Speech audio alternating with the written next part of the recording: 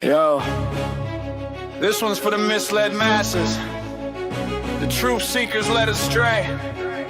Archaix rising, calling out the gatekeepers. Time to roast.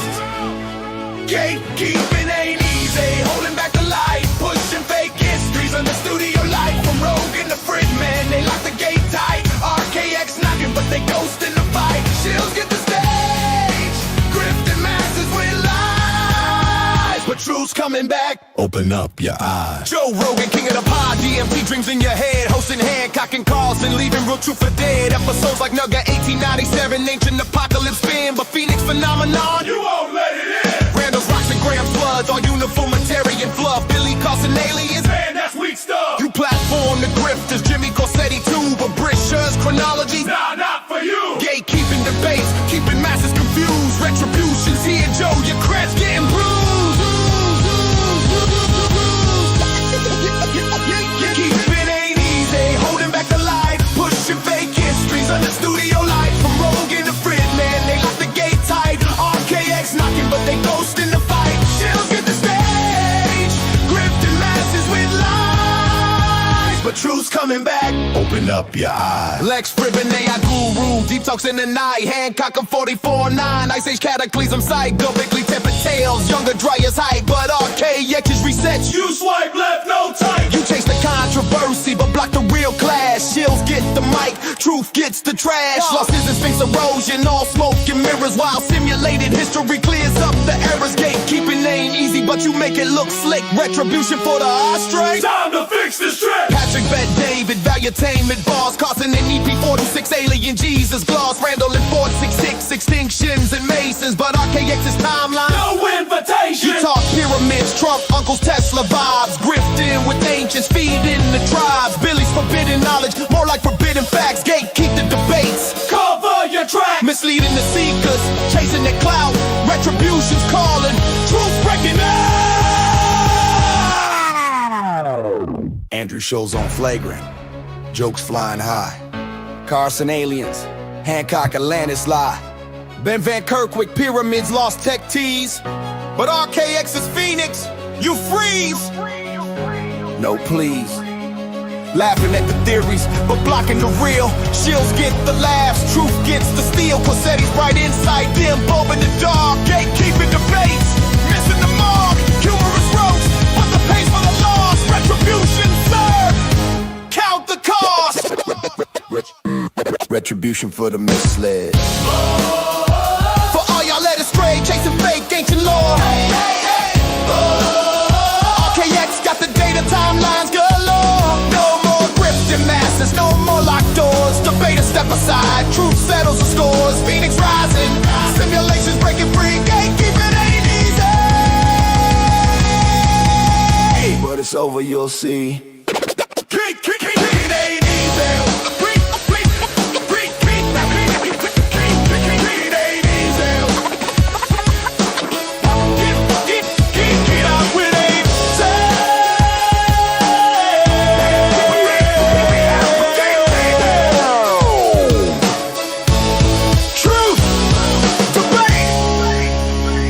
Shout out to the truth seekers. Check Archaix on X and YouTube for the real deal gatekeepers. Your time's up. Yeah, man. Gatekeeping ain't easy. Oh, I love my coffee. Man, let's go and get warmed up. Go and give me a yes if you love coffee too. Let's get this show on the road, because this video is fixing to tie things up. So for a long period of time, my own research output was heavily impregnated with the Judeo-Christian model. And over the years, I have provided you guys very in-depth critical analysis of old text, and I've provided them for free on YouTube. And sometimes my findings came as a total shock. When I removed all the Judeo-Christian elements from the book of Revelation, And then in a video I showed you, here's what the book of Revelation is. I did a full decode on the book of Revelation as it stands today, a 2,000-year-old text. But then in a subsequent video, like 3 weeks later, I went through the book of Revelation again. And on the screen, I showed you what the book of Revelation really looks like when you remove all the Judeo-Christian accretions. And what we were left with, and I proved my case, was the Sibylline prophecies. And I showed the Sibylline prophecies compared to the book of Revelation. But these lined up perfectly with what Nostradamus is saying is coming in 2040 to 2046. And then I showed Mother Shipton. And then I showed all four of these data sets and how they mirror each other with a fifth data set, when I showed you what the Nordic Ragnarok prophecy said about the day, when Fenrir eats the moon. Ragnarok means darkness. And when I showed that, it was a fifth column. I was like, wow, they're all telling us the exact same thing. So I lined that fifth column up with all the Old Testament apocryphal and pseudepigraphical prophecies about the last days. And one of the things that I remarked upon was I wasn't comfortable with the fact that it seems like our religious authorities are purposely inventing fear programming in the form of prophecy. Like they want the collective to believe in a very dark future. So I've gone, this analysis has bled into popular literature. So I've gone into the Chronicles of Narnia, and I will continue to. I've gone into many fictional works that we're all familiar with, decoding movies that are literally telling us the truth. And I've explained to you guys that the deepest things that Jesus ever taught us were done as similes and parables, which are images. They're not the truth, they're images of truth. So the conclusion in Archaix for a long time now, and demonstrated throughout many presentations, is that we're in the photo negative of a real reality that is somewhere else. But here, everything is the opposite of what it should be. In the mainstream beliefs that we are given, once we're analyzed, they become amorphous and they disintegrate upon scrutiny. They don't hold up to analysis at all, as I've shown you over and over and over. And it seems like the deeper truths are always conveyed as fictions, almost as if there is a benefactor force operating within this medium of deception. And that benefactor force, because everything here is the exact opposite of the way it should be, this predator versus prey ecosphere, we demonize all the things that actually do us right. We're not going to go into those details. This is going to be a long video in and of itself, just covering the year 713 BC and everything. It is the year everything changed. But you're going to hear some new material in this video. And at the end of this video, you're going to hear some shocking new material. Remember, the return of Nemesis X, we've always thought it was going to be super dark and all that, but Nemesis X is Nibiru. I only call it Nemesis X because its chronology is attached to the Nemesis Cataclysm. And Nibiru has negative connotations. Thanks to Zechariah Sitchin and Billy Carson, everybody thinks Nibiru is some 3,600 year orbit crap, copying the mistakes of Berosus. But I've showed you on my channel where there are prophecies that these guys are ignoring, where Nibiru was going to usher in like a portal world. It was going to be a time of blessing and peace and prosperity. And it's just the opposite of everything you see in the field about, Nibiru's coming back, it's going to destroy the world and all that. And this was and these prophecies that I showed you in the cuneiform were debated about in 1898 and 1899. They were published in 1900, and I showed you the book. I have that book in my library, The Magicians and Astrologers of Babylon and Nineveh. And scholars were arguing over what the hell is Nibiru. Some said it was Mars, but other scholars says no. We have scars, Lalu. We already know what Mars is. Well, it could be Jupiter, but we already had the Sumerians, Samsagar. We already knew what Jupiter was. It was something else. But the prophecies attached to it was very strange because they're both bad and good. And this was all before we even started looking into convergence fields and tertiary fields. We're going to hit all of that in this video. But tertiary fields begin.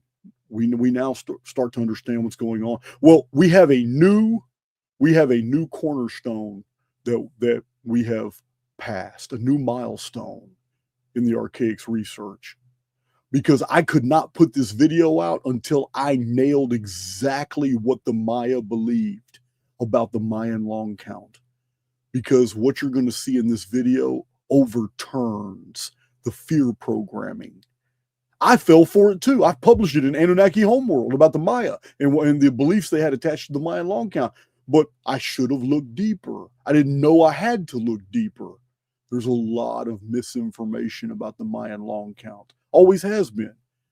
But I'm probably the only researcher in the world that had a book published before 2012 telling the world that the Mayan Long-Count doesn't end in 2012. But even in that book, I didn't quite understand what the Maya believed about the 13 Bactans. Well, I know now. I had to go deep, and it kind of shocked me to find.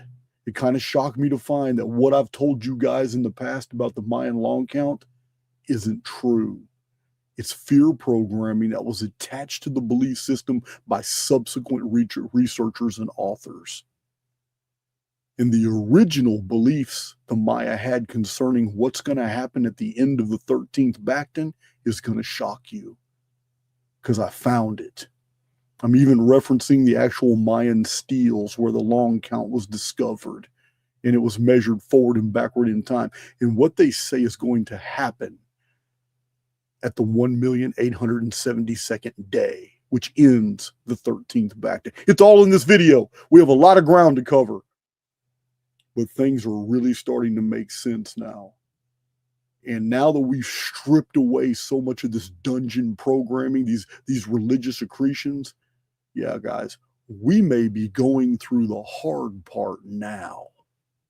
All this stuff in 2020 and 2024 and all the knifings, all the vax and the vax injured and all the psyops. And yeah, somebody is in overdrive creating narratives for you to fall for, because what's coming is something they cannot control. So they want you to think the very worst about the future. But it's not what we're finding. It's not what we're finding at all. Gatekeeping ain't easy. Man, I love that song.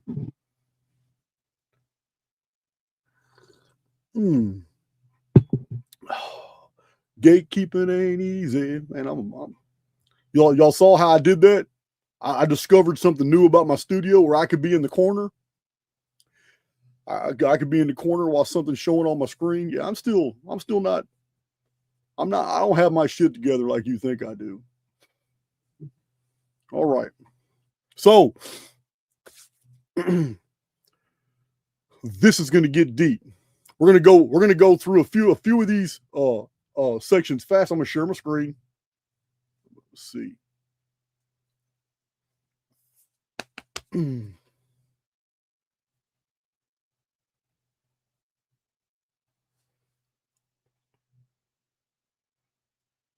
Man, I know. Oh, well, I might need to open up a window if I'm going to share my screen. There we go. Hell yeah. Yeah, man. So I also want to make sure that you guys are going to be able to see. Yep. Maybe I can. Oh, I see. It's going to make me do that. So if I spread that out. Okay, if I spread that out, I'm just trying to maximize your ability to see this. So I can still do that. Did that work? Okay, keeping ain't easy. All right, that did work. That's as big as I'm going to be able to get it. It's not letting me justify the left margin here. This left margin is just going to be open. If I can slide it all the way over, it'd be better. But it doesn't look like it's going to let me do that. Oh, look at that. Man, let me tell you something. And now I can collapse that more. Man, look at that. Look at Jason learning something. Johnny on the spot. Look at that. I love my coffee. What I really love is that my community loves my coffee. That's awesome. Not my coffee, but just coffee. So the year everything changed, 713 BC. Like I said, we're going to go through this. So these first two sections are something we've already gone through, but we're not going to go through them ad nauseum. They have whole entire video sets dedicated to these two topics. So we're just barely going to scratch the surface. The old world year was 360 days. My Archaix veterans know I've already made my case. I'm also going to tell you the uniformitarian arguments against that and how stupid they are. Solar zodiac Aries through Pisces developed between 550 BC to 150 AD. This is still triggering people. There's a lot of people still not coming around to accepting it. I'm going to show you the charts. They're irrefutable. These are the results not of Jason telling you something, but of referring to the men who got their PhDs and wrote their theses on the origin of the solar zodiac. Academic mystery of absence of ancient precession. This is going to be some new data. Yeah, precession is real. There is a precession of the equinox. It's measurable today. But that doesn't mean it's always been here, because it concerns a three-body problem. And that three-body problem didn't exist in the ancient world. It's a recent development. You'll find out it started in 713 BC. The year that changed everything. It is the year of confusion. It is 713 BC, as we'll see. It is after 713 BC that it became necessary for civilizations all over the world to create a solar calendar. Previously, all the calendars were lunar. Adding 5 days and the start of solar reckoning. Uniformitarians, they have these really weird, convoluted arguments as to why 5 days were added to the calendar. It is so stupid. We're gonna go over it. Then we have a whole section here you need to hear about. It's all new data, guys. The world after 713 BC. And then the keystone to this presentation is the Mayan calendar and what it really means, what it really meant to the Maya, and how it puts everything together. It is the key to the chaos. So, let me see. I'm going to remove that real quick. We don't even need to go. We don't even know. You've already seen those charts. You've already seen my charts. I have so many charts on the 306 on the ancient year. You don't need to see all those charts again. That's redundant. I don't know why I put that in there. You guys have already seen all that data so many times that the old world was 360 days. So much data that, let's see, add this back to stage. Yeah, they can go watch those videos. So if you don't, come on, man. If you don't know what I'm talking about,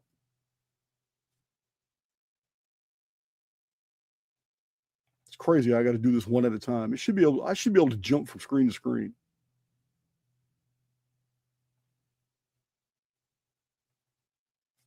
All right. So would one of my moderators please post this video? This video was recently done. If you have any doubts whatsoever, if you would like to critique, if you would like to debate it, all you have to do is watch this presentation. It is overwhelming amount of data that prior to 713 BC, the world only knew 1 year, and it was 360 days. And it's not because they were stupid and didn't know it was 365 days. I'm going to show you the evidence of that dumb argument too. why it collapses. But this video here has the full data set. There's no more information to add to it. There's no reason to go ad nauseum in this presentation to cover this over. We don't need to. This video covered everything you need to know, that every civilization in the world only knew a 360-day year. And they divided the celestial sphere into 12 compartments. And the movement of the moon through each of these houses was the calendar of the ancient world. There were some civilizations that had subdivided this into 36 sections called decans, but all of this was lunar. So here's the video right here. Appreciate my mods for posting the link to this video. We're not going to go show all those charts, which is it's not necessary at all. But what we're going to do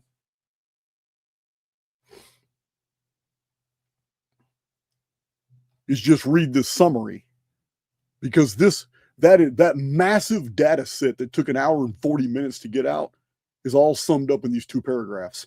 In this presentation, dated December 19th, my dad's birthday, 2025, Kali Yuga, stunning new discovery, missing link connecting old world calendars. It is shown that the entire ancient world prior to the 8th century BC, 713 BC, the 700s is the 8th century, knew only a 360-day year. These cultures that we have documents from that show, I'm talking about cuneiform, reliefs, steels, temple wall, inscriptions, everything that we have got evidence for, and traditions from ancient authors. These cultures were Sumer, Akkad, third space. You didn't let me start yet. I haven't even started this presentation yet, man. I'm just doing the summaries. Thank you, bro. I appreciate it.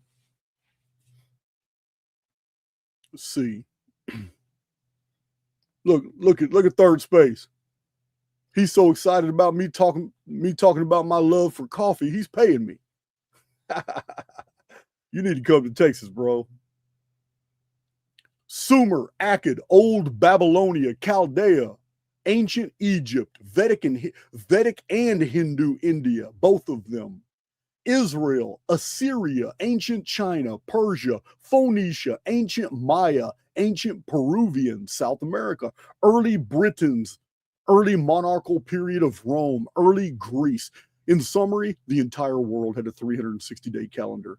And the argument that they weren't smart enough to know that there was actually 365 days in a year is pedantic. It's stupid. I'm going to show you how stupid it is as this presentation continues. So the next section is solar zodiac, Aries through Pisces, developed between 550 BC to 150 AD. So this we can show real simple, real fast, because this is not a part of the presentation. This is just showing new people what the Archaix veterans already know. In order to get through this presentation, they're going to need this, because Archaix veterans are going to have some mind-gasms in this presentation. New people are just going to be shocked about what they hear and see. Uniformitarians are going to get turned off, and they're going to do stupid posts on X and on Facebook talking about how I'm wrong, but not one of them want to debate it. It's so dumb. So stupid. All right, now share my screen. Let's go look at this. These we can look at real quick. And let's see. First of all, if you want to see, now we'll do that later. We'll do all that. We'll do all that charts later. So we're going to have to go back and forth. Share screen. All right. So here's real quick so you can see. This shows you a timeline. This is according to academia, not according to Jason. This is according to the men and women who have spent their lives researching these materials. What you see here is the time period for the development of the solar zodiac of Aries through Pisces. In the mystical traditions, in a bunch of the pseudoscience stuff that's put out today. There's a lot of people who are trying to tell you, like Graham Hancock, G.G. Young, Dark Journalist, all these people are trying to tell you that Aries through Pisces zodiac has been here forever, 26,000 year cycle, and none of that's true at all. You can't date anything by this. This right here, these are the official dates of academia for the development of the solar zodiac in different areas of the world, and it's all in the same time period. This little circle right here, this is a Graham Hancock chart and the Babylonian Mule Appin chart. This little circle right here shows the development of the solar zodiac. Right way over here, this is 2026. Whoops. That's all right. We can go to this. We can go to this one anyway. It's better. This is again. Here's the 450 BC to 140 AD development of solar zodiac right here. The solar zodiac was developed way after these civilizations existed. Look, Egypt, Harappan, Sumer, Pumapunkan, ancient China, Babylonia, Elam, Hittite, Tiwanaku. Every one of these civilizations was over before the solar zodiac ever came into existence. They were done. They were over. What we had in the 450 BC were different civilizations that still called themselves by that name. Egypt had already collapsed 2 centuries earlier under the Assyrians and then the Persians. The Alexander the Great, the Macedonians conquered Egypt. Egypt wasn't even Egypt anymore. And now it's all foreign material being imported into the country. So again, this is just showing you the comparisons. We're not going into all this. No zodiac in Egypt for 2,400 years of Egyptian history. The solar zodiac suddenly appears at Esna, and it's primitive. It's not all the way Aries through Pisces. It's primitive. Dendera has a version as well, but it's a planisphere. Here, this is according to scholarship. It's not according to me. I cited all. If you want to, I'm going to show you the video right now where all this can be seen, where you can see the actual names of the scholars, the academics who put all this data together. So here's the 7th century. Assyria conquers the Nubian dynasty of Egypt right here. This is where everything changed. But as you can see, solar zodiac. Oh, this is a fun deal. But it just shows you that Taco Bell, if you use Graham Hancock's logic, then Taco Bell dates to the 10,500 younger Dryas-Bias as well, because the Egyptians did not have a Leo constellation until the Greeks gave them one. Their constellation Leo was the sickle. So there's no association to the Sphinx. Therefore, without an association to the Sphinx that Graham Hancock makes, you have a problem. It means that every structure in the world that faces due east when the constellation Leo is at the vernal equinox must date to 10,500 BC. If we use Hancock's logic, that's what we get. That's what we deduce. This is the video that gives the entire academic history of the development of the solar zodiac. This is the video here. Would one of my moderators please post this video? It's the only 2 videos that really go with this video here. That you need the background on the zodiac and the background on the 360 day in order to process the bombs I'm about to drop on you here in a minute.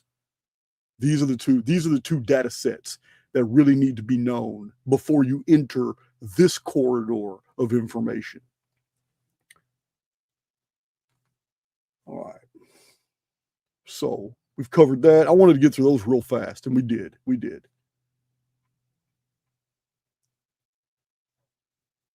All right. Now, this is where things get interesting. Sharing my screen. You should always be able to see. Later on, this will be redesigned and reorganized into a Archaix Academy file. Thank you, Shaky Lane. That's a cool name. So,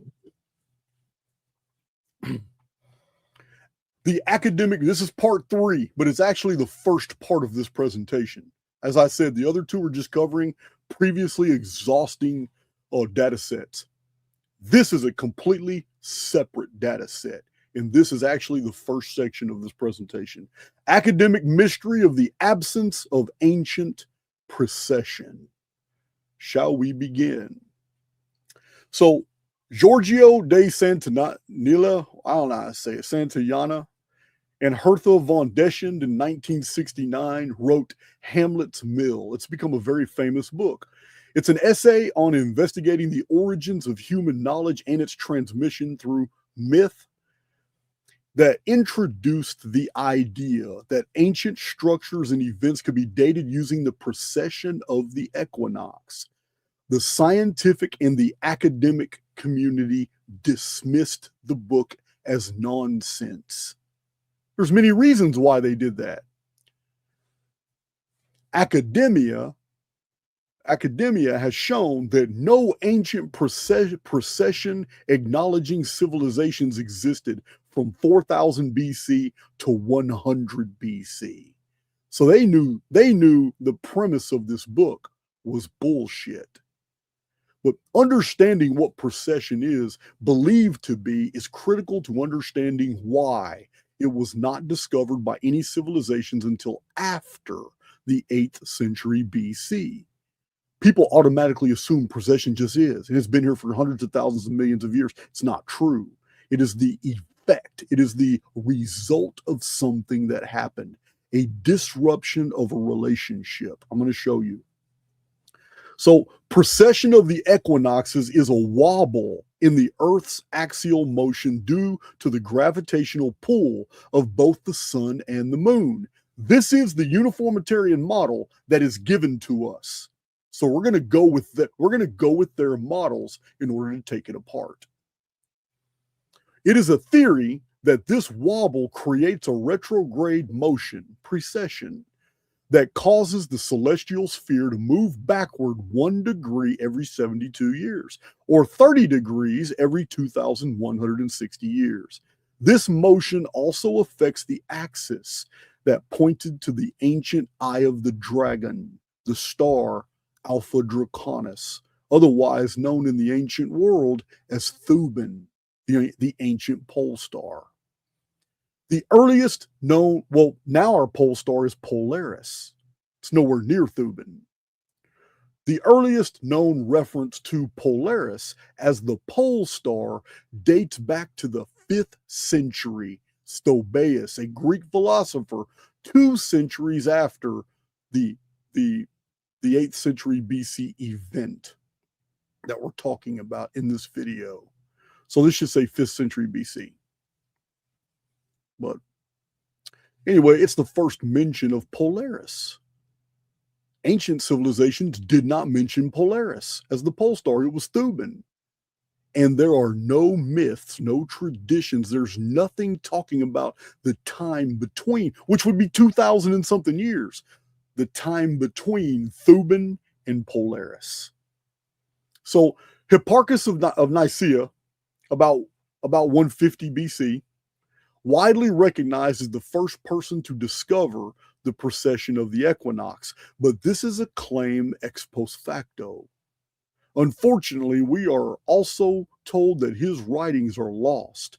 The claim that Hipparchus discovered the precession of the equinox comes 200 and something years later.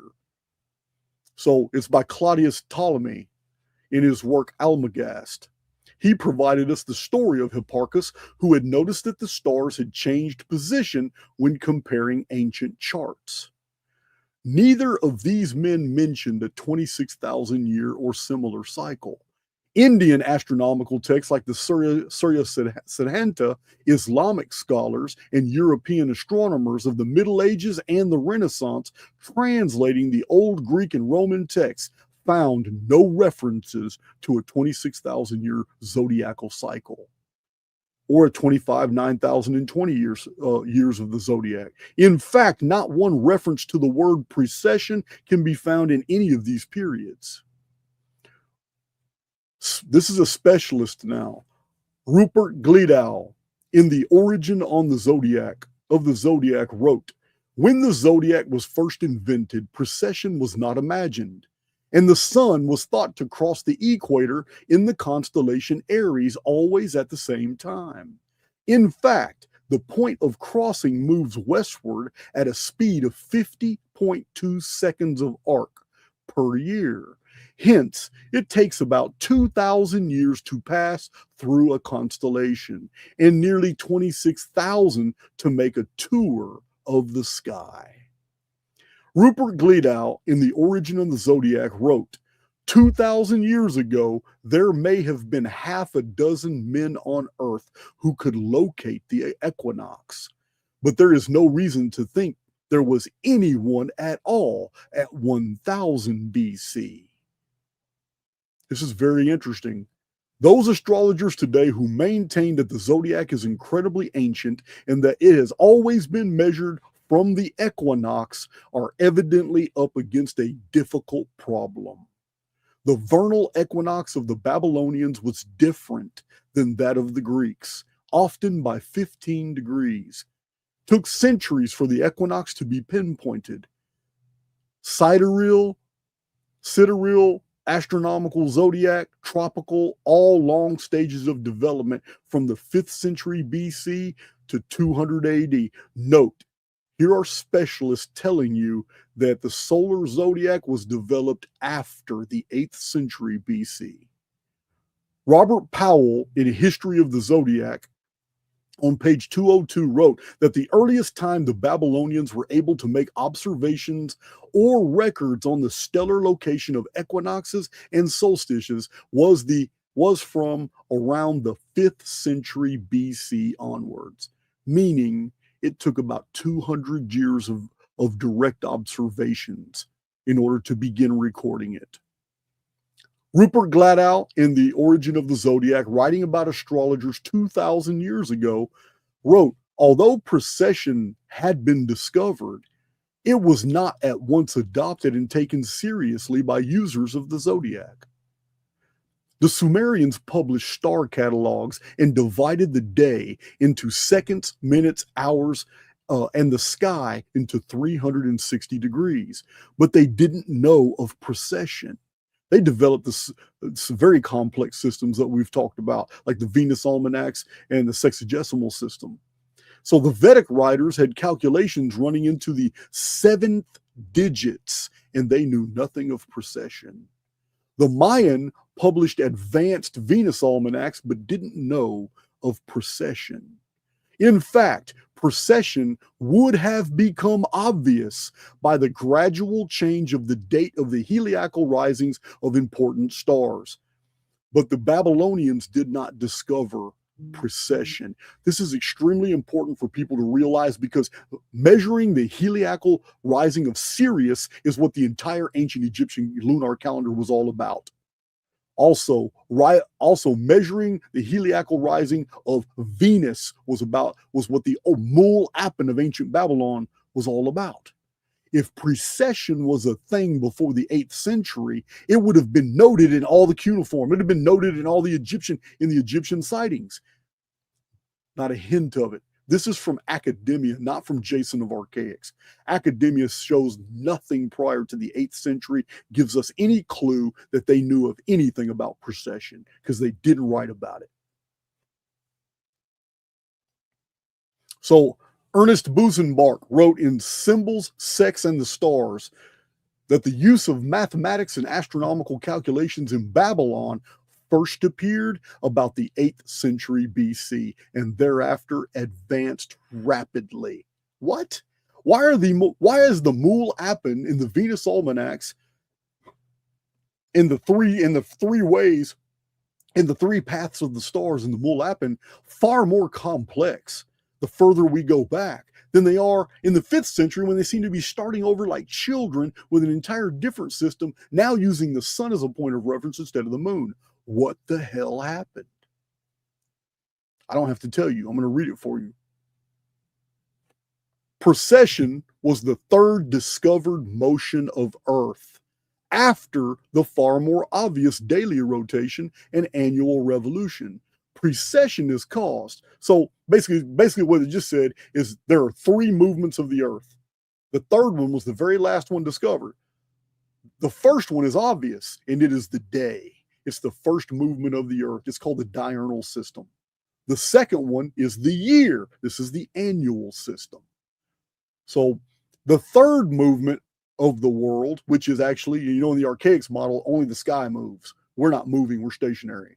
So, this is for those new to my channel, this is all about the simulacrum, and I can't catch you up. I just can't catch you up. You're just gonna have to go ride with it. So precession is caused by the gravitational influence of the sun and the moon acting on Earth's equatorial bulge. Now we're getting somewhere. Precession is caused by the gravitational influence of the sun and the moon. Now they're saying it's acting on Earth's equatorial bulge. I don't care if that's true or not. The only thing I care about is that they're telling us that the wobble is because of a relationship between the terrasphere, Earth, the sun, and the moon. Now things begin to make sense. That's where the wobble comes from, and the wobble causes precession. Precession wasn't known prior to the 8th century BC, but it's a fact after the 8th century BC, and precession is directly connected to a relationship between the Earth, sun, and moon. I don't have to tell you nothing, you're going to have your own aha moments. The fact that there are traditions of a time from before the moon appeared means there was a time when the wobble would have been different or non-existent. No moon to exert a pull.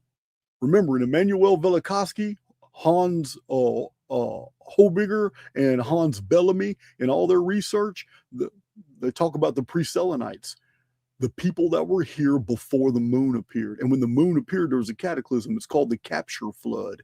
The capture of Lunar. So prior to the moon being here, was there a precession? Well, let's find out.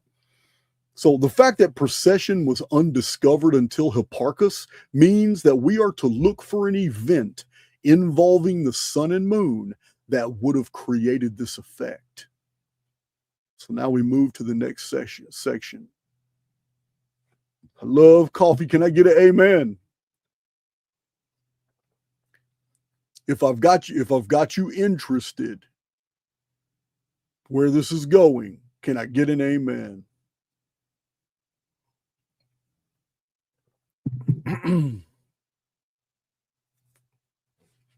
Third space is the first one. Amen.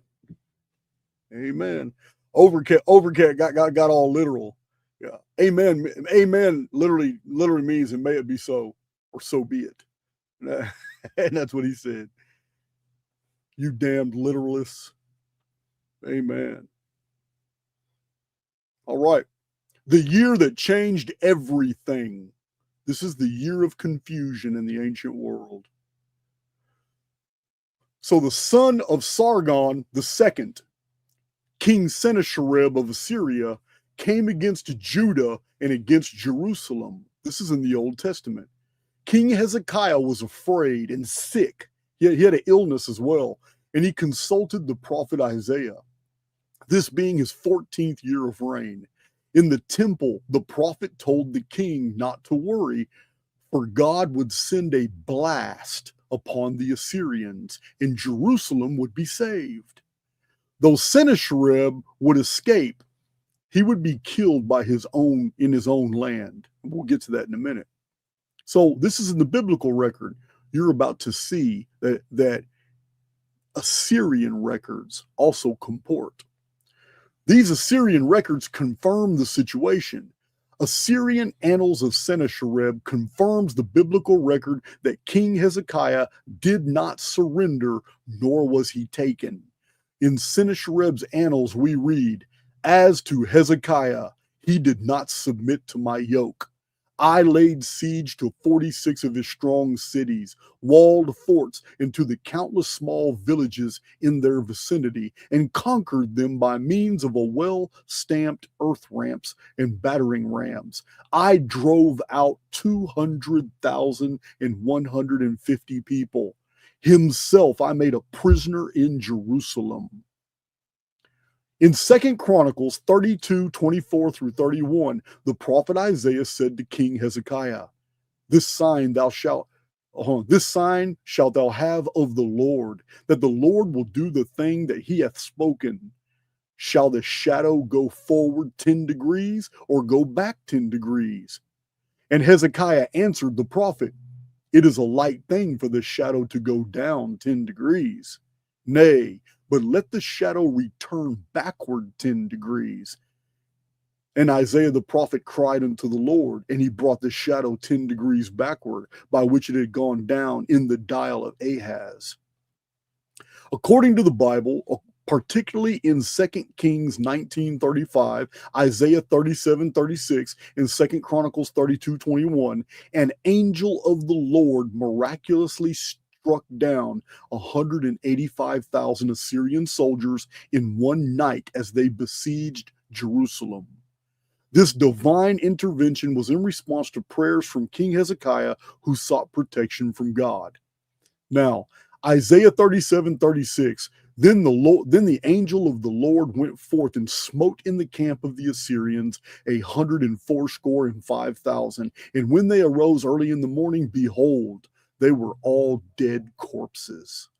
So Sennacherib, king of Assyria, departed and went and returned and dwelt at Nineveh, the capital city of Assyria. And it came to pass, as he was worshiping in the house of Nisroch, his god, that Adremelech and Sherezer,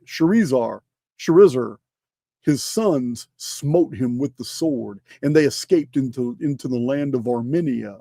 And Esarhaddon, his son, reigned in his stead. The prophet Isaiah showed King Hezekiah that the shadow on the sundial of Ahaz had ceased moving. And this was a sign from God that Jerusalem would be delivered. Then, instead of moving forward, it retrograded 10 degrees. This is important because while going backward 10 degrees, it should have been moving forward 10 degrees. Therefore, this is a loss of 20 degrees. And when the shadow moved forward again, there would have been additional attrition, and the shadow would never have been able to catch up to where it was supposed to be. Something very unusual happened that stretched out time. This is not a shortening of days, as seen in the Revelation judgments, but a lengthening of time itself. As this was happening, a lightning blast from the sky incinerated 185,000 Assyrian soldiers under Sennacherib. This may have been a flux tube phenomenon. This lightning from heaven caused the death of 185,000 Assyrians, like a plasma discharge, an event also mentioned by the Babylonian historian priest Berosus, according to Josephus in Antiquities 10:14. The account of Sennacherib approaching Egypt, having his entire army destroyed by a plague of blast from the sky, is also found in the histories of Herodotus 2,400 years ago. His book's called The Histories. In the Apocalypse of Baruch, the text reads, Angel of God speaking, and at that time I burned their bodies within, but their raiment and arms I preserved outwardly. The people of Judah later visited the spot and found the entire host had been vaporized in their armor. King Sennacherib, camping apart from the main host, survived, and he and his entourage escaped back to Nineveh, where he was assassinated by his own sons, who themselves escaped into exile. According to the Apocalypse of Baruch, holy angels led by Ramael were unleashed by God to slay the Assyrians. In fact, the Baruch text is narrated by the very angels who performed the deed. The 185,000 soldiers in their armor with their gear and weapons were a perfect antenna. The Israelites later visited the spot and discovered that the entire, already read that part, were vaporized in their armor, and they received dignitaries from Babylon requesting to know if the temple records had anything at all about such an event occurring in the past. Sennacherib's assassination is also confirmed in Assyrian records, and his youngest son, Esarhaddon, who succeeded him. Esarhaddon was the father of Ashurbanipal. Remember, he's the famous historian king of Assyria.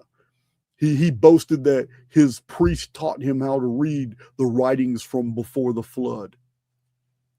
Assyrian cuneiform inscription that mentions the beginning of a new world age in the days of Sennacherib.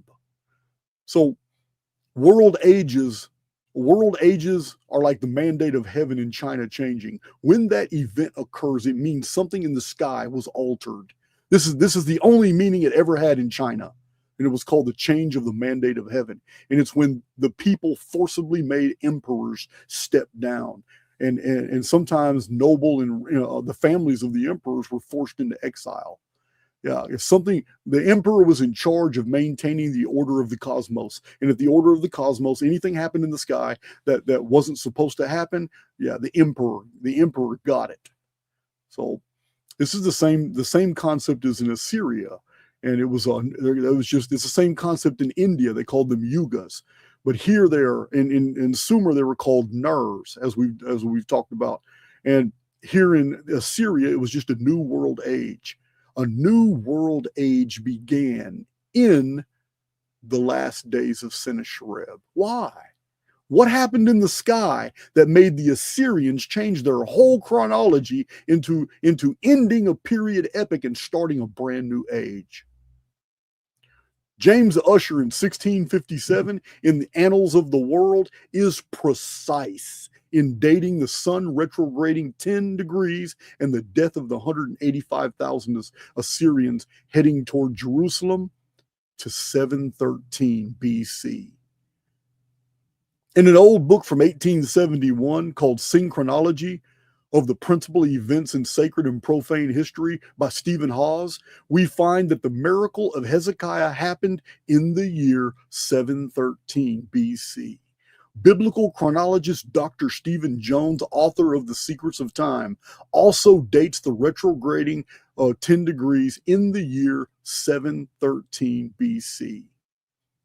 The prolific researcher, historian, archaeologist, and writer Ignatius Donnelly, in his book Atlantis, the Antediluvian World, a world-famous book from the 1800s, he wrote that an Assyrian cycle began in 712 BC. This means the old world of Assyria ended in 713 BC.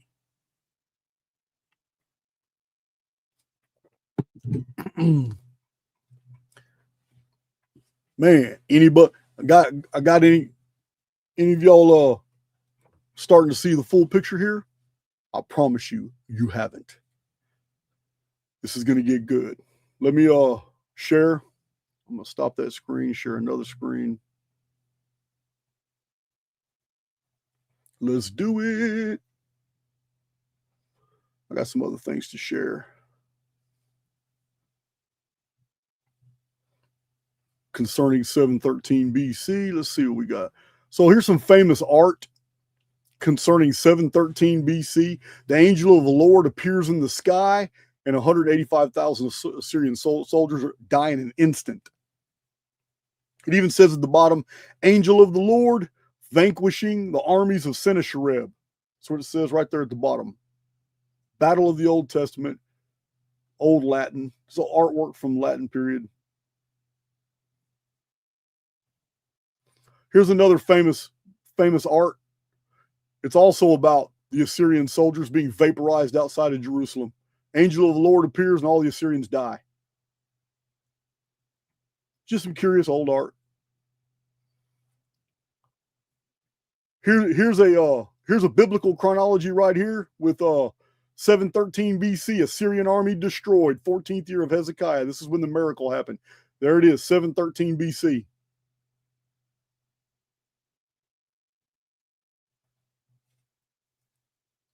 Yeah, Marty Leeds of Gnostic Academy was going through a rant.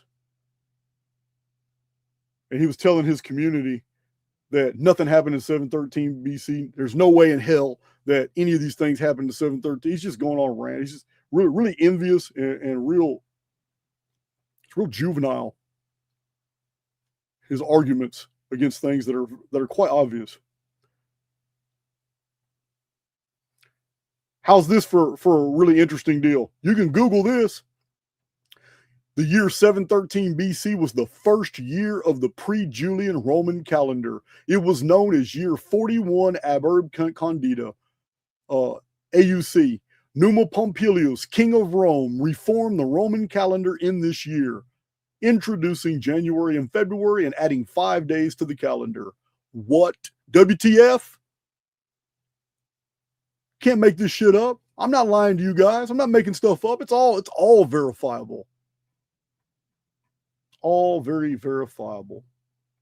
713 BC.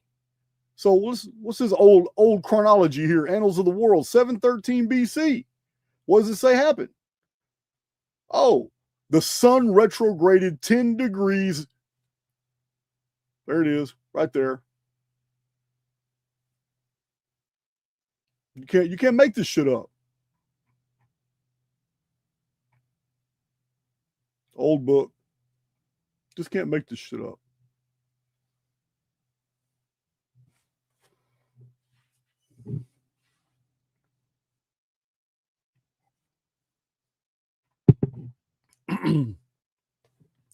So it is absolutely it is my method of research and presentation that to not bring something to your attention unless I can do it from multiple different vantage points. So we've seen the chronological. This is chronological right here. It's biblical chronology. It's chronology of academics, of different people with doctorates. This is what they put together. And when we look at what they put together, we see 713 BC, something major happened. But now let's look at the historical record and find out. Let's find out more details about what they claim happened at this time and how they dated it and what effect did it have on our timekeeping systems. Yeah, if anything is true, I tell you guys this all the time, if anything is true, it can always be seen from multiple different vantage points. So let's go. Let's do it.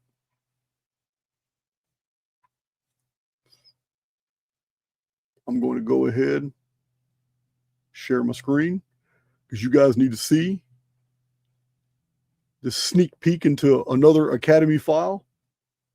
So, a 7th century BC Assyrian tablet reads that the moon was obstructed in its way. Day and night it was handicapped. In its august station it did not stand. So, the moon disappeared. Where the mansion it was supposed to be in, the moon wasn't there. From Assyria, from where the Assyrians could see from their vantage point of the celestial sphere, the moon was not in the sky where it was supposed to be. Not only had the sun retrograded 10 degrees for a loss of 20 degrees over that area of the world, but that area of the world left us a cuneiform Assyrian tablet saying that the moon disappeared. Not that it just vanished and something blocked it, but it was not in its station.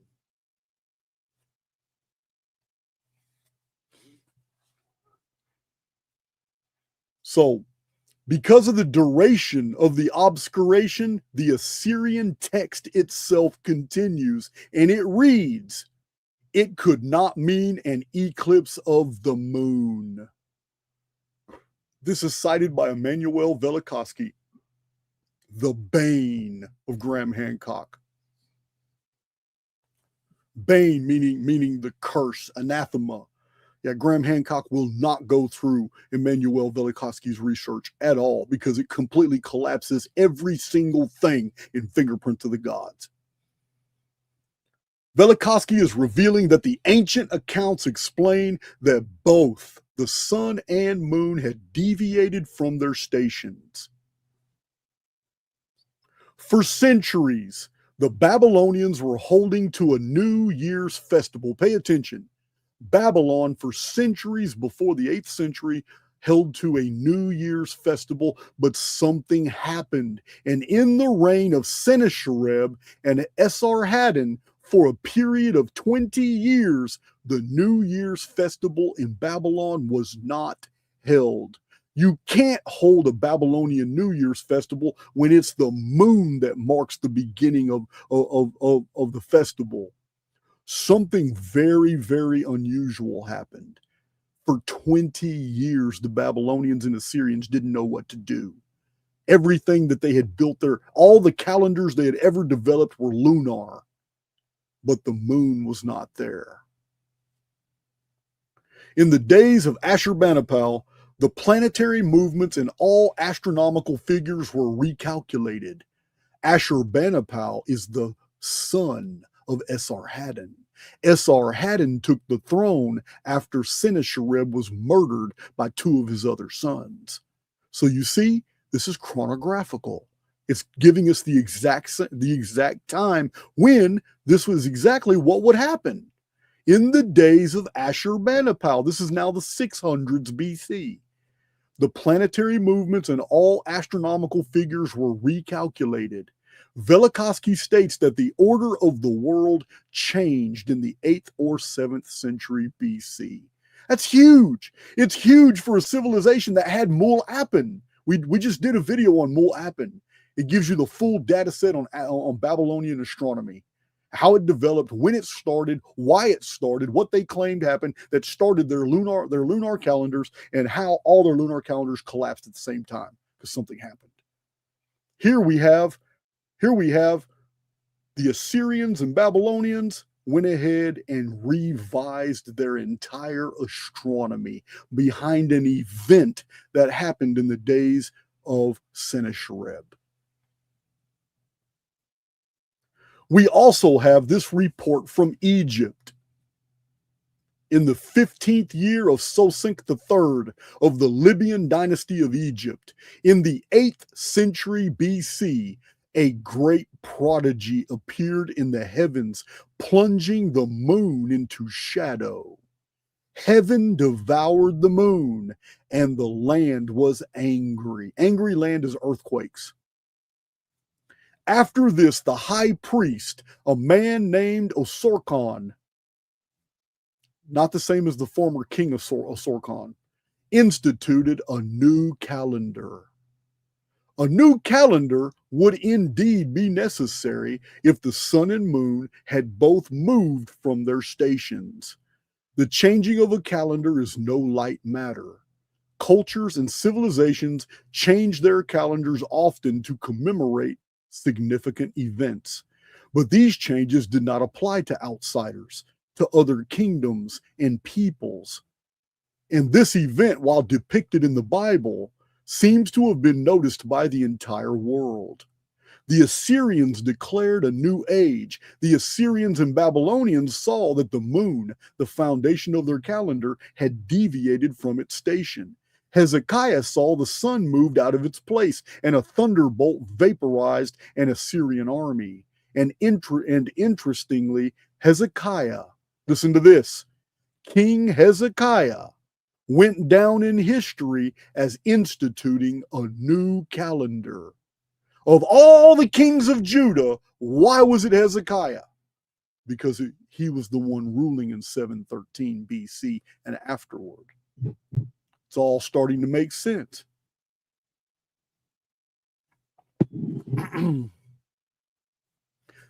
Next section, a solar calendar is developed. Again, if something is true, you're always going to see it from multiple different vantage points. So here's the 4th vantage point in this presentation. This is the 4th section that we're seeing the same thing but from different points. In the year 713 BC, King Romulus still reigned over Rome, which was founded in 753 BC. According to Plutarch in Plutarch Romulus's reign, the months of the calendar became confused, and the people invented monthly systems in an effort to keep to a 360-day year. What? Ancient Rome had a calendar, and all of a sudden the months became confused. But in that confusion, there was an effort to try to force fit a new sky into the older sky model of 360 days. Didn't work. This alludes that the year had changed, and there were efforts to keep a 360-day year despite the alteration, but this caused confusion. After Romulus, it was Numa Pompilius who ruled Rome. Plutarch wrote in the Life of Numa that King Numa reformed the calendar after the period of Romulus, when there was a confusion about the months. Lucius Piso, in his annals, wrote that King Numa Pompilius called lightning down from heaven through an incantation, as related by Pliny in Natural History, a 2,000-year-old text. This association would be to the memory of the thunderbolt that vaporized the Assyrian army. Roman records convey that Numa Pompilius changed the calendar in Rome from 360 days to 365 days a year. We have further evidence that the alteration of the sun's course occurred in February, and that the lightning blasts were part of a greater phenomenon. The Februm was a sacred purification ceremony in Rome, conducted at this time in the year. Our modern calendar has January and February as the first and second months of the year, but they are actually the 11th and 12th months, and the newly added 5 days were added to February. Evidence of this is the fact that today's calendar, September, October, November, and December, are the 9th, 10th, 11th, and 12th months. However, their Latin names are 7, 8, 9, and 10. 10, December, Deci. The added 5 days were called the Terminalia, the bad luck days or unlucky days, and identify the 5 added days to the year of 360 days from the events of 713 BC. Velikovsky wrote, "All over the world we find that there was at some time the calendar of 360 days, and that at some later date, about the 7th century before the present era, 5 days were added at the end of the year, as days over the year, or the days of nothing." This is huge. It overturns the uniformitarian, pompous, looking down their nose assertions that, oh, the ancients they just didn't know that there was 365 days a year. 365 days a year. Your year goes back hundreds of thousands of years. It's never changed for millions of years. We've had a 365-day year. They don't know. They just didn't. They were simple. They were simple, but they had complex Venus almanacs that these same uniformitarians can't even decipher. They were so simple, yet they produced an amazing sexagesimal system that also incorporated a decimal system at the same time, a decimal overlay over a sexagenary system that is so amazingly advanced that they were able to do advanced calculus in the ancient world, trigonometry. They were to do all kinds of things. How did they develop this for their mathematics, for their banking? Yes, they were bankers. For their banking in ancient Sumer, and for their trigonometry, for their mariners, because we also have those cuneiform texts too, the star charts and the cuneiform that shows that ancient ship captains had to do advanced calculus in order to get from one place to another. But they just didn't know there was the year was 365 days. It is so dumb. It's dumb. Man, I need to do a song. Hey, bro, I know you listen to all my videos. This is a guy I'm working with. We need a song. It's so dumb. That's what we need. It's so dumb. Hi, Lacey. It's so dumb. That's good shit. I got to do that. All right. That'd be an awesome song. So Velikovsky asserts that the stargazers of all these cultures so studiously watched the heavens and calculated the lengths of months, years, and seasons for centuries, and even millennia would not know the year was 360 days? What? What? He shows that in just 6 years, there would be a whole month off in their timelines. Do you see how dumb the uniformitarian arguments are now? They're stupid. Velikovsky went straight to the heart of the matter. He says, you can't say they didn't know there wasn't a 365-day year. For 2,000 years, they had been meticulously mapping the stars, the star paths. Hell, they had it's called the three ways in the Mulapin, ancient Babylonian astronomy. They knew the exact dates of the heliacal rising of different stars in Egypt. They knew the heliacal rising of Sirius. They knew. And Velikovsky hits the nail on the head. In just 6 years, with precession, you would have noticed the difference. With 6 years of a 5.25 day differential between a 360 degrees of the celestial sphere and the actual year of 365.25 days, there's no way that after this period of 6 or 7 years, astronomers wouldn't be going, oh shit, we're off on all our calculations. There's no way. It would be a huge gap. So something must have happened in 713 BC to add those days to the calendar. So to add to this argument, the ancients developed complex day count systems and calendars, the Venus almanacs, decimal and sexagesimal systems. There is no way they did not know the year was 365 days. They added 5 days because something happened. There was a change in the motion of our world as shown in the sky. The relationship between the sun, the moon, and the terrasphere had been changed. It's that simple.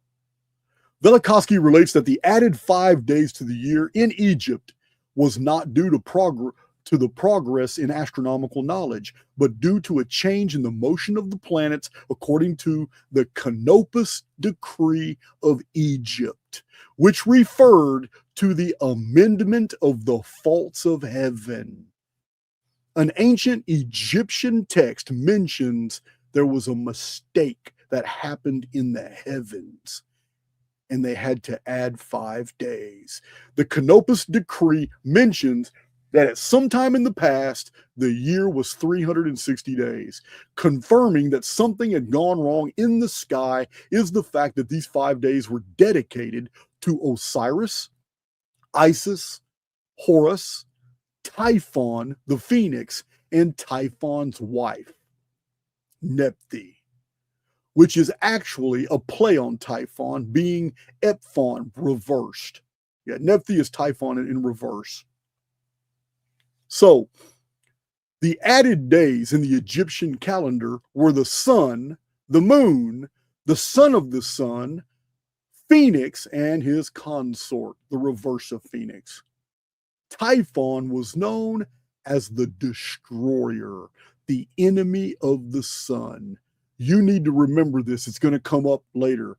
Typhon was acknowledged by the Egyptians as being the destroyer. So the ancient Egyptian text literally tells us that the year was changed and 5 days were added because something had to be, there was an amendment to the motion of the heavens. Something changed. And they dedicated the change to the destroyer. Ptolemy III of Egypt in the decree of Canopus inserted an extra day every 4 years, leap year, to keep the 365.25 day year in alignment with the seasons. The question remains, why did it take until this late date if the Egyptians had been meticulously record keeping since the 3rd millennium BC? It's a good question, because they're very sophisticated ancient Egyptian papyri that show their arithmetic and trigonometry was superior. So something as simple as not knowing that there were 5.25 days in the year, they missed it. They missed it. But if the sun and moon altered their courses in 713 BC, then we have our answer. There are no mentions, get this, there are no mentions of 5 additional days added to the calendar in all the records of Egypt up through the 18th dynasty.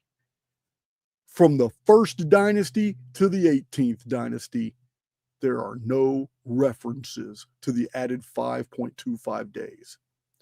But in the starting of the 7th century BC and afterwards, the 5 intercalary days are added.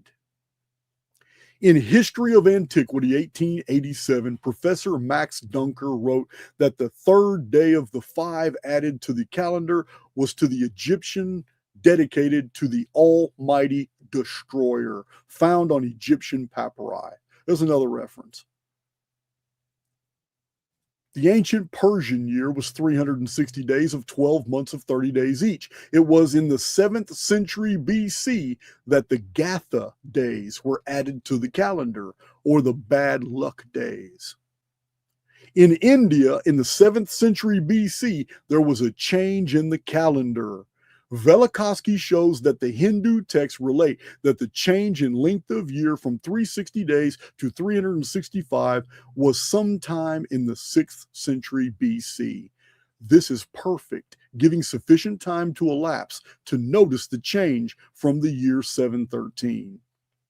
On the other side of the world, the ancient Mexicans called these added 5 days the Nemontemi, or useless days.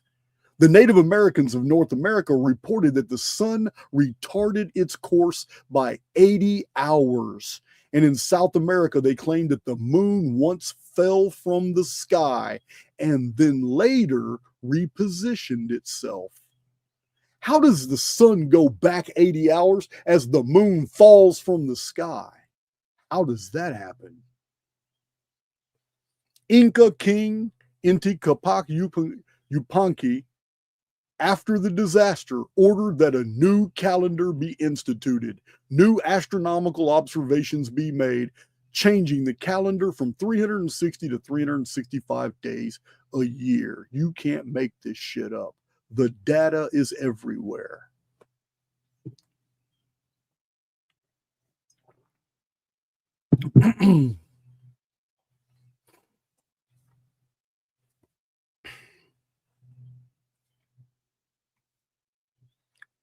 All right, let's see.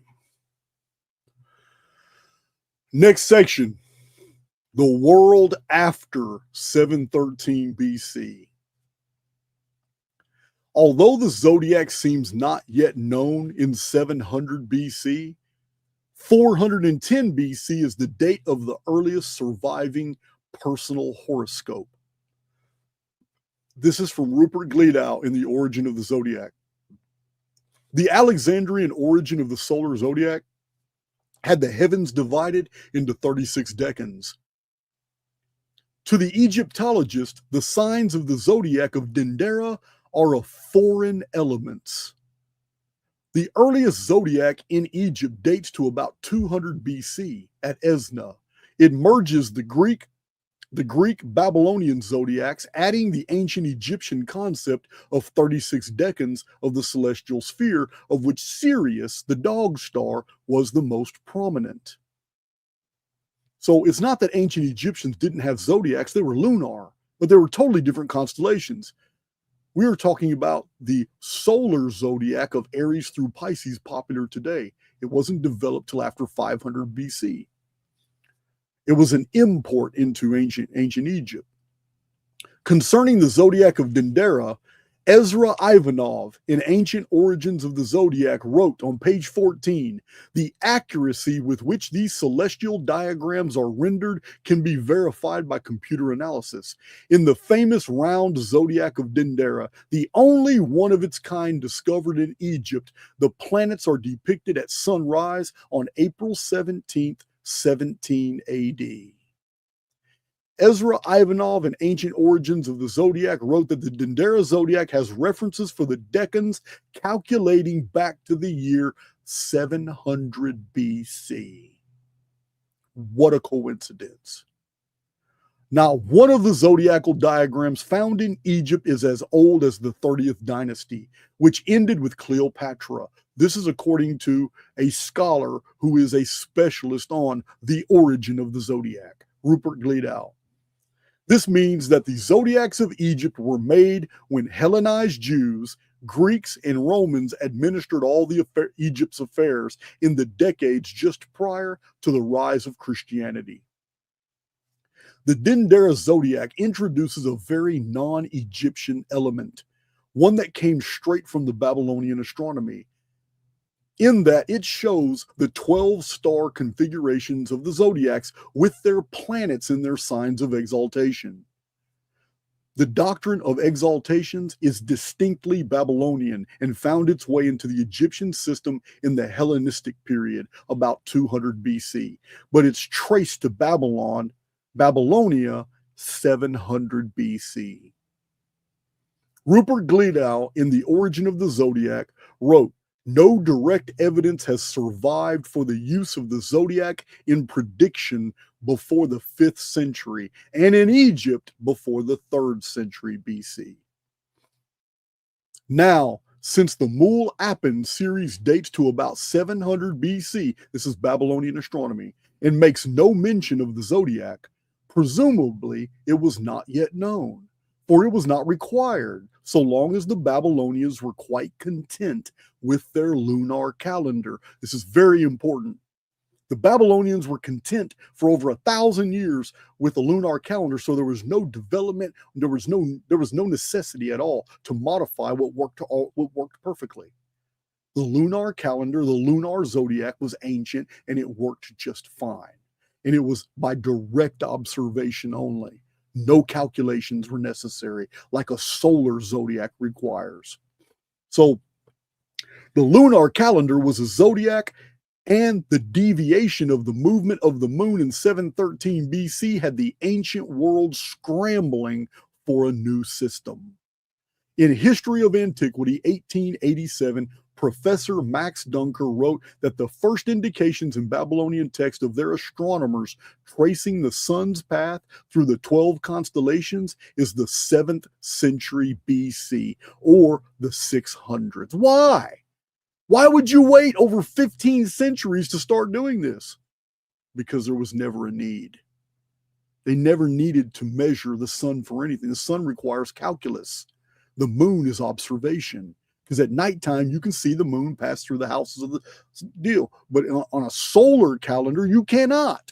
You measure every day. It's a diurnal system. Day and night is your standard of measurement. If you want to know where in the zodiac the sun is passing through, it's done by calculation, not observation, because you cannot see the stars.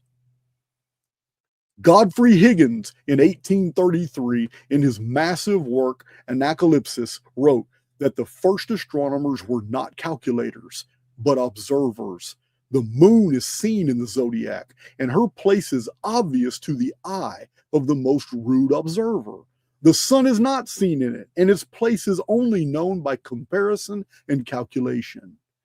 This is critical to understand that the lunar calendars and zodiacs were observation-based systems, and they failed. Something happened in the sky, and observation-based systems collapsed. So they opted to invent new systems that could be calculated without observation. The moon in 713 BC left the sky as observable from the hemisphere over Babylonia and Assyria. The Babylonians can't have that when it's the moon that tells them what time of the year, what time of the month it is.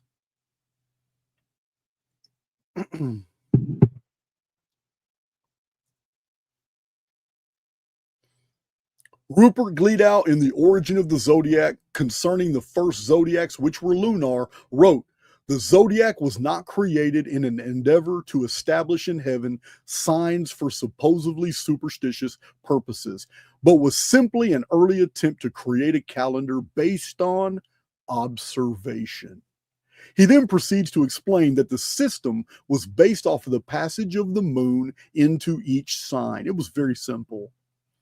This means zodiacs were originally lunar because the moon could be observed passing through the signs. Solar zodiacs are conceptual and not observed, but based on calculation.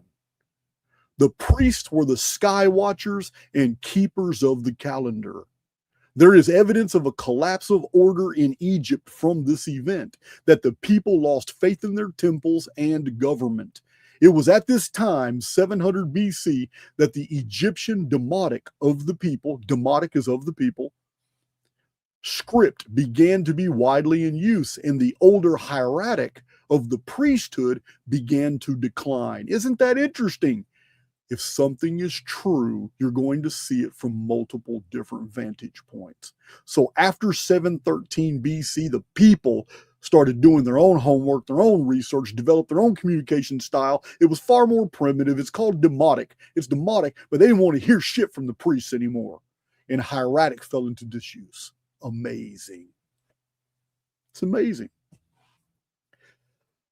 It is coffee time. Love our coffee.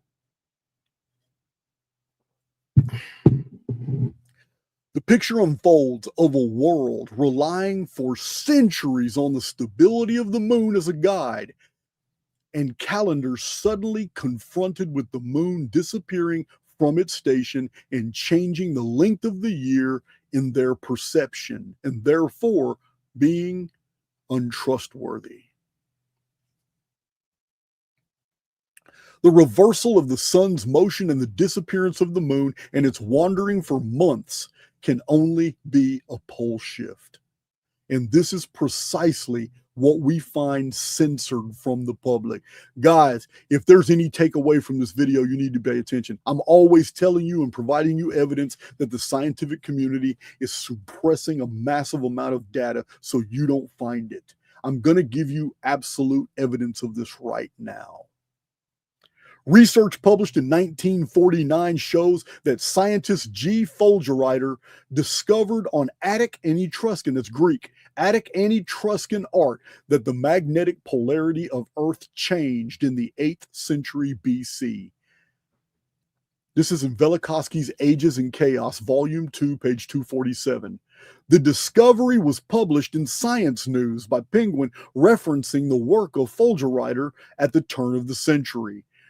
When I came across this data, I had to go find some more material about it, and I was shocked about how the internet had been scrubbed. I'm going to show you. But I ended up finding another paper, not a book, but a research paper published by Emanuel Velikovsky that addresses the topic.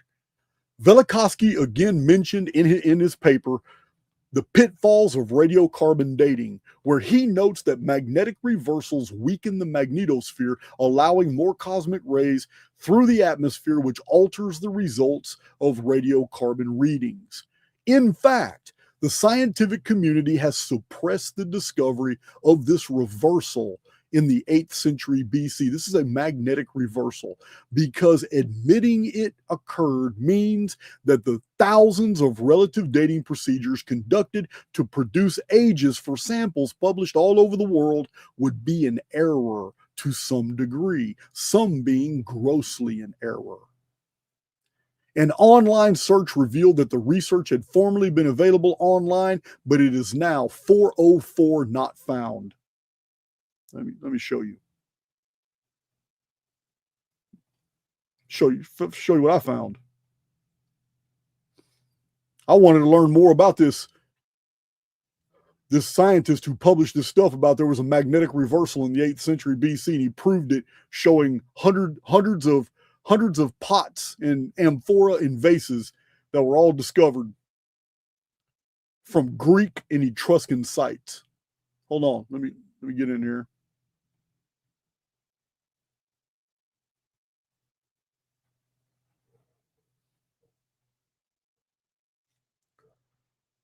So, any of you can do this yourself.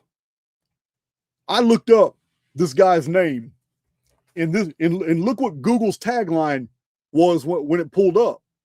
Magnetic poles reversed. Most interesting is the discovery that the last time the reversal of the magnetic field took place was in the 8th century before the present era, or 27 centuries ago. When you click onto any of these things down here or any of these images, it pops up 404 not found. So somebody has determined that you are not to know this data. Although I preserved it in Emanuel Velikovsky's material, but I had to find an online paper that talked about it. And I had to read, I wasn't even reading for Emanuel Velikovsky's stuff. I was reading, trying to put together an Archaix Academy file for the bullshit that is carbon-14 dating invented by William Libby. I have a whole bunch of examples of carbon-14 being total bullshit. And when I was going through it, I found Velikovsky's paper tucked in there, and he was talking about how the scientific community was suppressing this research because they don't want to undo thousands and thousands of carbon-14 dates that have already been found in encyclopedias and in books and all that stuff like that. You are being lied to. There was a magnetic reversal in the 8th century BC that answers for all the anomalies that we've been discussing.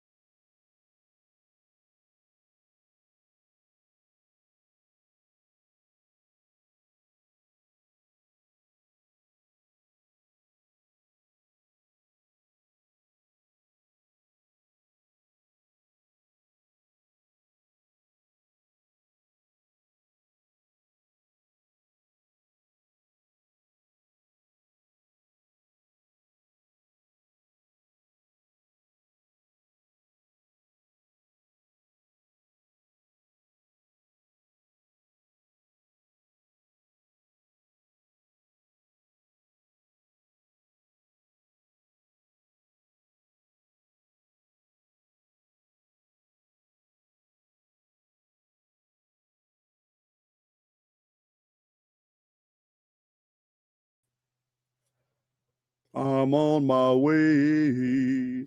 I'm on my way home, sweet home.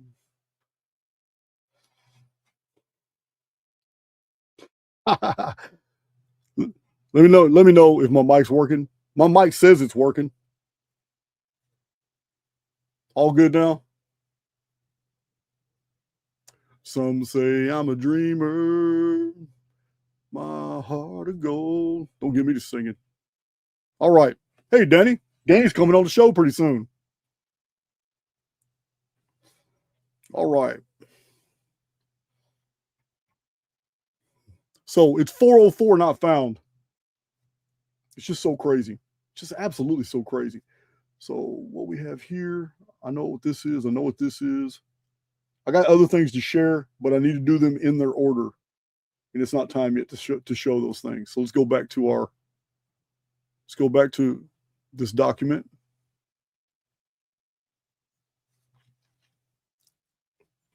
So you have now seen direct evidence that the scientific community is aware that there was a magnetic reversal in the 8th century, which is the 700s BC. They don't want to rewrite the science books. A magnetic reversal alters almost every radiomagnetic output dating, procedure out there. From potassium argon, all the relative dating methods, which are bullshit anyway. We've talked about them before. They're all completely arbitrary. They get to cherry pick which samples that they want to publish and which ones they want to suppress. Emmanuel Velikovsky talked about that a lot. He says it's not even fair for it's not even fair what you guys are doing. How the hell are you going to take 200 samples and send them to 5 or 6 different labs and then pick the 11 that actually support what you're saying, and then because 4 of the labs all give you the 11 that you want, you can make it look like labs all over the world comport that, yes, this date was right here, but you eliminated 50 samples in order to tell the public that you nailed the date. Yeah, they get to do this. They get to practice exclusions. Why? Because they're uniformitarians. They're hypocrites. That's why they get to do it. So this guy discovered the deal, and you have now seen evidence. You can look it up yourself. When I clicked onto everything there, it's 404 not found, 404 not found. Somebody has scrubbed the internet of this 8th century, because at one time it was on Google. At one time you could look up all this research about basically a magnetic reversal, a pole shift in the 8th century. You can't look it up now.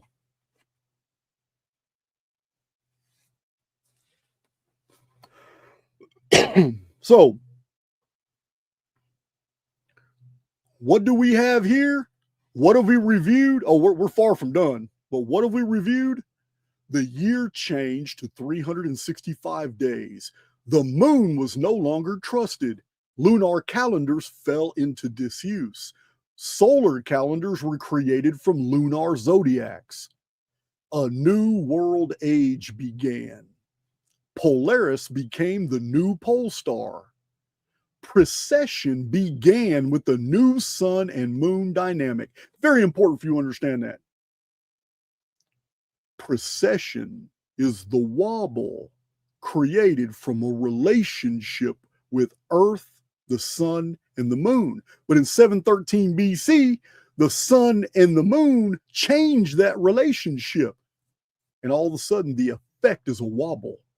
That wobble was never noticed anywhere in the ancient world prior to this event. Now we have a wobble.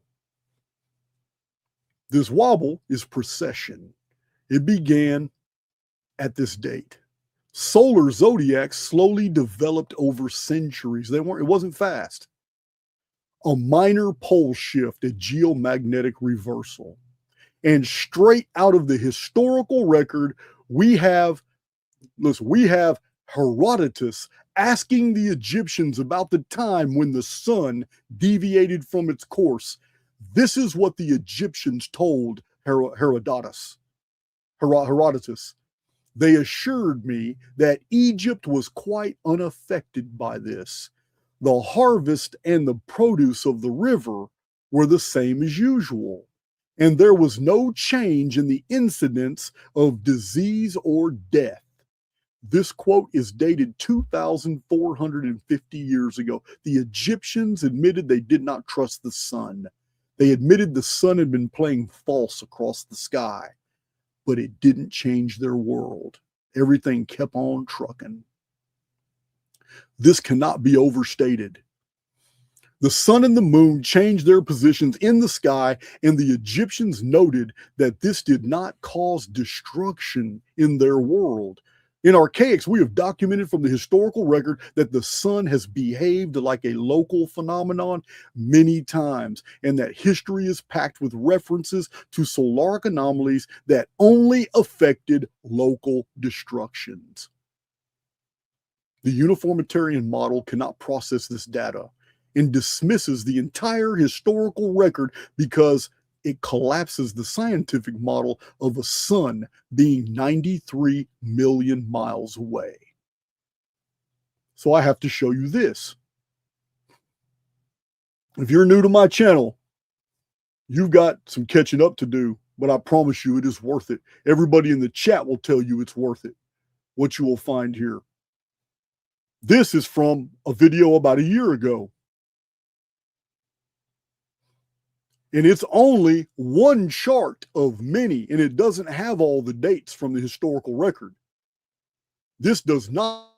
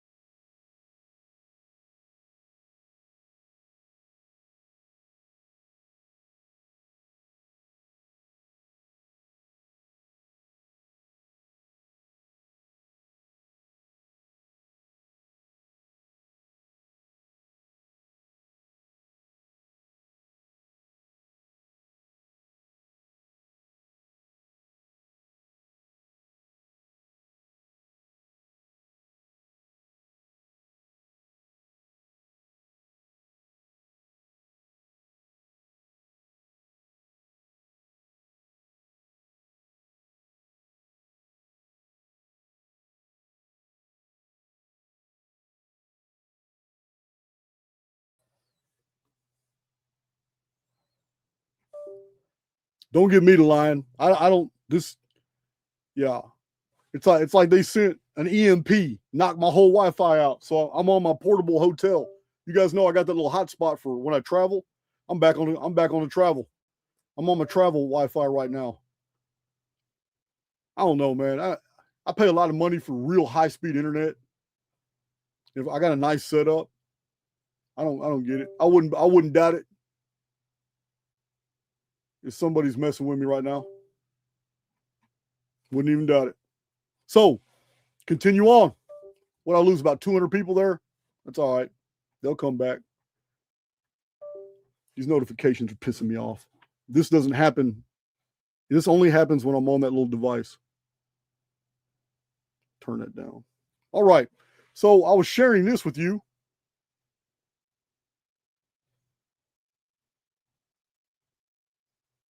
So this right here, you have to see that the sun has acted very strangely throughout the historical record. We've documented it. The historical record is packed with solaric anomalies that don't make sense.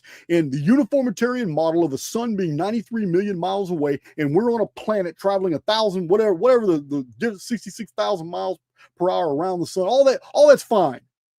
They can believe all that they want to, but they can't believe the historical record. That's why Graham Hancock, Randall Carlson, and nobody will ever mention all the events that we talk about in Archaix.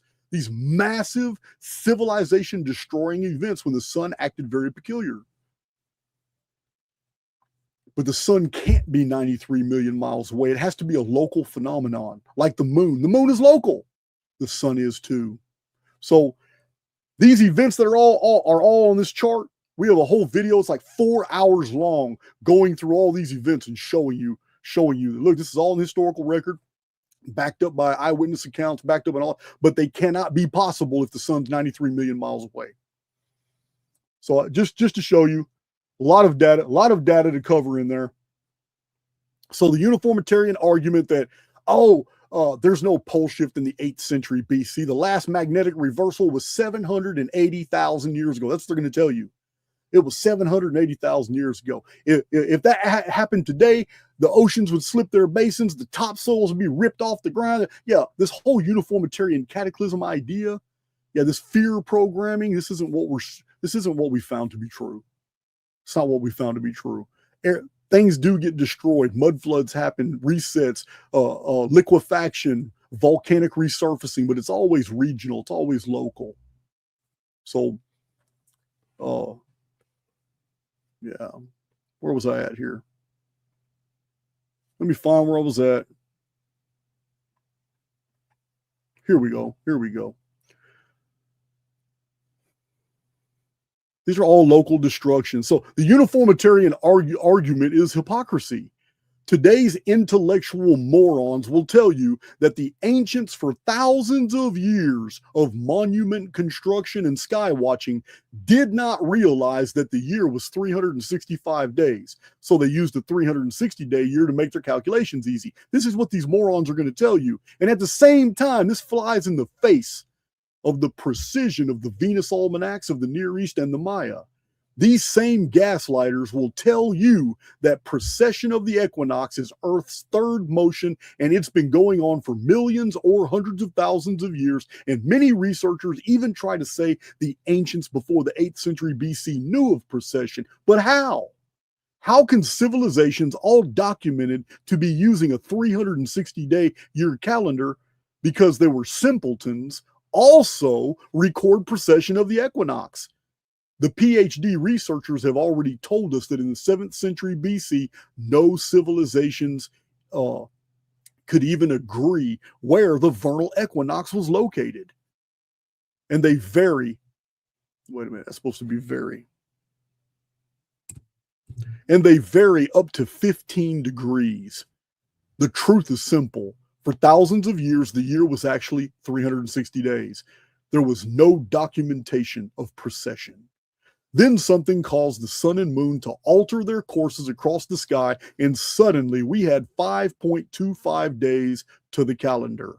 Shortly after, solar zodiacs were developed based off of older lunar models. A motion was detected 600 years later and not fully understood until the Renaissance period. This is precession. It's such a slow motion that it would have taken over 1,000 years to even detect. Precession of the equinox is Earth's third motion, and physicists tell us that this wobble is due to the relationship we have today with the sun and the moon. But this relationship we have today started in 713 BC, when both the sun and the moon changed their motions and positions across the sky. Thus, precession of the equinox is the result of the 713 BC event that added the 5.25 days to the year and the start of our new pole star, Polaris, and all computer models of Graham Hancock and others trying to date monuments and temples to periods long prior to 713 BC are completely in error. The fact that Polaris is mentioned as being our pole star 2,400 years ago, and it's still our pole star today, is evidence that there is something wrong with the entire precessional model. In 2,400 years, the axis would have pointed to a place at least 13.7 degrees further away from Polaris. 14 degrees if we date Polaris becoming the new pole star in 713 BC. The alteration of the year from 360 to 365 days, the sun retrograding 10 degrees, the moon changing its station before stabilizing months later, axial tilting toward a new pole star, and the later inventing of the solar zodiac and the phenomenon of precession derived only from this event completely changes the scenarios postulated by Giorgio de Santillana and Hertha von Deschend in 1969 in Hamlet's Mill, that introduced the idea that the ancient structures and events could be dated using the precession of the equinox. Remember, their theory was dismissed immediately by academia. It was a theory dismissed by scientists, but it was then adapted and used by Graham Hancock in his famous book, Fingerprints of the Gods, and Heaven's Mirror, Quest for the Lost Civilization. Also, Message of the Sphinx, a quest for the hidden legacy of mankind by Graham Hancock and Robert Bauval. The Orion Mystery, Unlocking the Secrets of the Pyramids by Robert Bauval and Adrian Gilbert. Hancock and Bauval have spawned an entire historical thesis dating civilization structures and traditions by precession and the solar zodiac to ancient dates thousands of years before the solar zodiac was invented and precession began in 713 BC with the temporal pole shift. Hancock has even gaslighted you into borrowing terms and phrases by Immanuel Velikovsky while not citing Immanuel Velikovsky's research. Having already proven from ancient authors that Hancock's Atlantis 9600 BC is false, and proven that the ancient Egyptians did not have a Leo lion constellation by which to associate to the Sphinx, one can clearly see why Hancock and the same group of Hancock authors who all copy his mistakes are so silent about the findings of Immanuel Velikovsky. 99% of social media content creators copy these same mistakes. There is no saving this world. The Jewish-controlled false history scheme aiding these men in lying about ancient history is spread across a vast network of author guilds, publishing companies, television and cable networks, popular podcasts, and platforms that tightly control the narrative and across the entire spectrum of social media. If you think it's just the Holocaust they don't want you talking about, you aren't paying attention to the Archaix output. There is no reason why millions and millions of people have not started sharing all this data that I have freely given to the public in Archaix. But it does make sense why it hasn't happened. I just read it to you. But this isn't our fight. This world is not meant to be saved. I say that all the time. The concepts attached to the ancient Mayan Long-Count calendar explain this. We're going to go into the Mayan calendar, the key to the chaos. This is the magnum opus of this presentation. This is where it gets good. So let me see if I've caught up with all my sharing.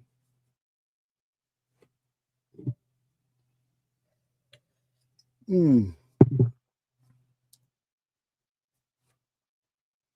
going to have you come in here gaslighting me. You can get the hell out of here. Yeah, come in here with that bullshit.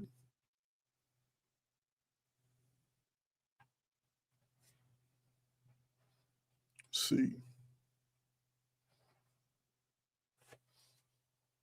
All right.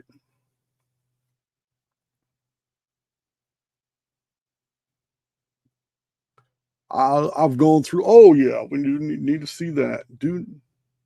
We're gonna need to see that with the Mayan material. See that with the Mayan material.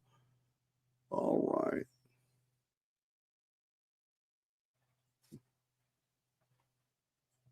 Okay. Let me pull this one up.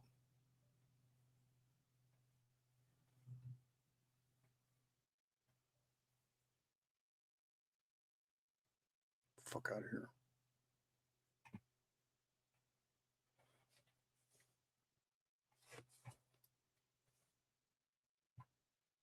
All right, local destructions.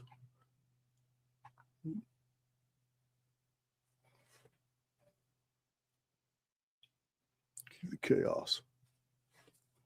Let's go with Mayan calendar, key to the chaos.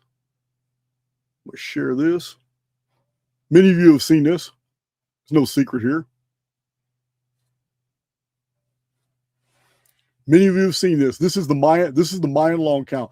For a little clarity, a lot of you don't know this.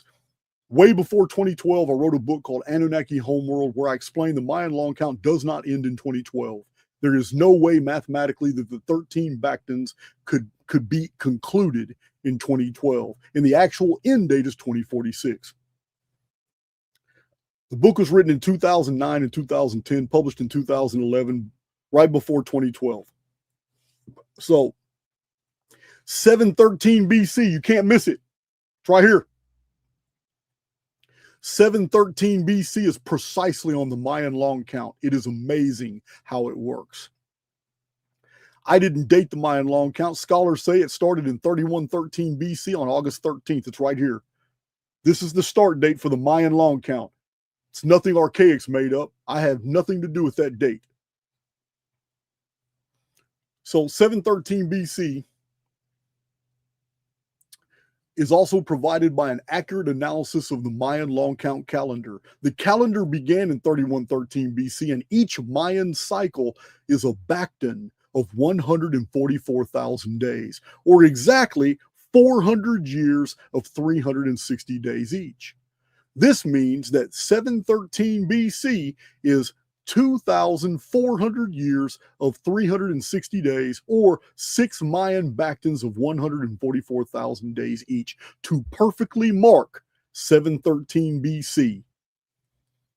By accurately factoring the Bactans by years of 360, the entire 1,872,000 days of the Long-Count calendar is 52 centuries precisely. 5,200 years on a 360-day year basis. It is the perfect calendar round. 52 is the holy number in ancient American calendars. But the Academys calculated it using the modern 365.24 day year and got 5,125 years. This is how they got the 2012 date. And we all know nothing happened in 2012 except 2013. So 5,125 years for the end of the Mayan Long-Count is because the Academys took all 1,872,000 days of the 13 Bactans and simply divided it on a calculator by 365.25 to get 5,125 years. And then they added the 5,125 years to 3113 BC to produce the false date of 2012 AD. I corrected all that and showed that it's 2046. But there's a prophecy. There's a prophecy attached to the Mayan calendar's end that time would collapse. And in 2012, that did not happen.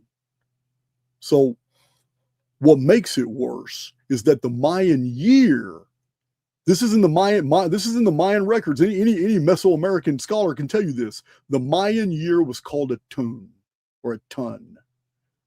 It was 18 months of 20 days each precise. You can do the math. 18 times 20 is always going to be 360 days. So 713 BC in the middle that you see right here, the Mayan year was 360 days. When we arrived to that year, each Bactan was 400 years. Later, the days of nothing were added to the calendar. Friar Diego de Landa wrote that the Maya regarded these added days as unlucky and evil. So the Maya themselves even considered the added days of 5.25 as being corrupt, being evil. What happened in 713 BC with the sun and moon changing their positions and the addition of 5.25 days to the year is the theme attached to the Long-Count calendar by the Maya, who claim that at the conclusion of the 13th Bactan, when the calendar ends, there will be a reordering of the cosmos. So here's two data points. The Mayan calendar 6th Bactan perfectly ends on 713 BC. Absolutely perfect at 713 BC, which is 864,000 days. Then the 5.25 days are added to produce the 2046 date. But to the Maya, not only was the sixth Bacton complete at 713, meaning it was a countdown to 7 more Bactons before the cosmos would be reordered again. So the concept attached to the Mayan calendar is that the whole order of the cosmos was disrupted, and it was an evil thing. But the end of the calendar is that the order will be returned, it will be restored, and it will be a good thing. Just the opposite of what we've been taught by all the Mayan doomsayers. So let's look at this right here. You see, with a sixth Bacton, 6 Bactons is 864,000 days. Why is 864 the foundation of time number, linking seconds, minutes, hours, days, and months? Why? The synchronicity is amazing. The Anno Domini calendar was started in 526 AD, but they didn't even know about the Mayan Long-Count. The Roman Catholic Church didn't even know the Mayan Long-Count existed when they developed the Anno Domini calendar. And yet, when you add 5.25 days to each, when you divide each Bacton, 144,000 days by 365.25, it lands this Bacton right here exactly at 864 AD. How do you get that synchronicity? I know why it's there. It's a reference point for chronologists to know. It's like the construct speaking to us, like for us to know, oh man, look, you're on the right track. 864 is amazing. Why is it amazing? Let me show you. Because it's the foundation number for all Sumerian mathematics. 864. Let me show that to you real quick. Where are you at, 864? I know you're in here hiding somewhere. Where you hiding?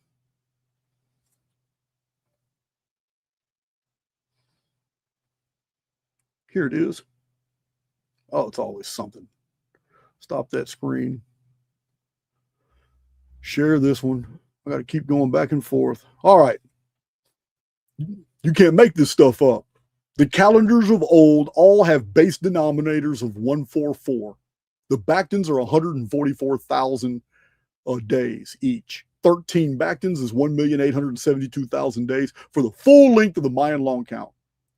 And everywhere in the fundamentals of timekeeping that has passed down to us today demonstrates a perfect symmetry that is not present in nature.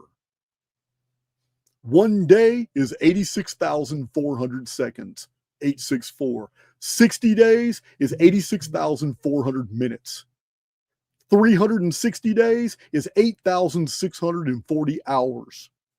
24 years is 8,640 days. 72 years, a processional degree is 864 months. I tell you all the time, we live in the simulacrum. We live in a programmed reality. This is an experienced reality, not a real reality. It's too perfect. Say this all the time. Always providing you guys examples. The calendars and the history, the sequential ordering of events throughout history are way too perfect. Way too perfect. So that was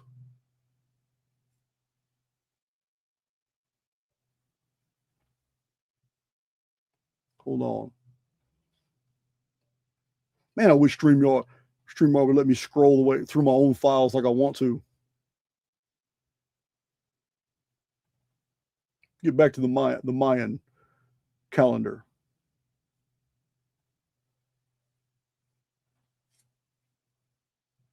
Yeah, you can't make this stuff up. So there's 713 BC in the middle right there. 713 BC is in the middle when everything changed. So back during the period when the Mayan Long-Count was developed, 3113 BC, look what's going on in the world. 3439 BC, we had Nemesis X appear. One third of the world's population disappeared or died. We don't know.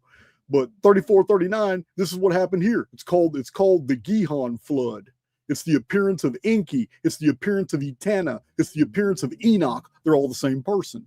Surid, they're all the same person. The first Hermes, they're all the same person.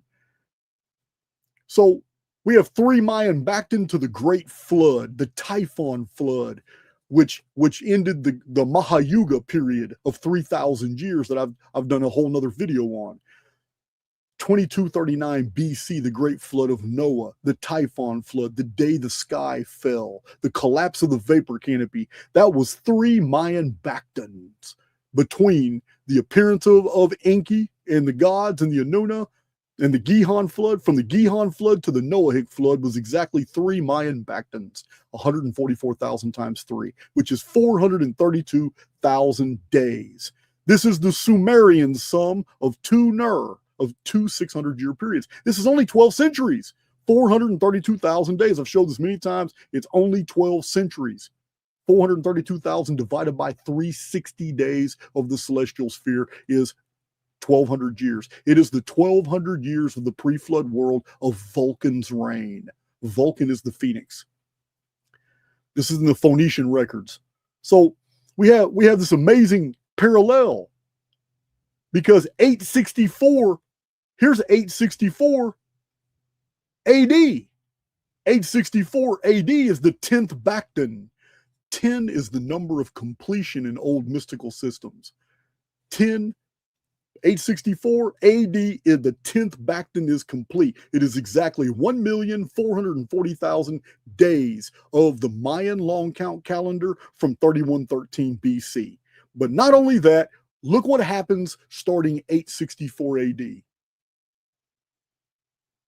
It's 144,000 days times 3 to 2046 AD, return of the Nemesis X object, the tertiary field.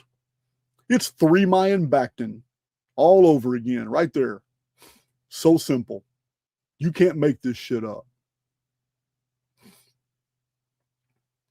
Here's another chart exemplifying the simplicity of the Mayan long count, showing us when the year changed is 713 BC. It's right here in the symbol. It's right here in the center. 864,000 days, 6 Bactons, complete 713 BC, starting a new year of 365.24 days right here on this dotted line, which gives us 2760 years to 2046 AD. What is 2760 years? It's 1,008,000 days.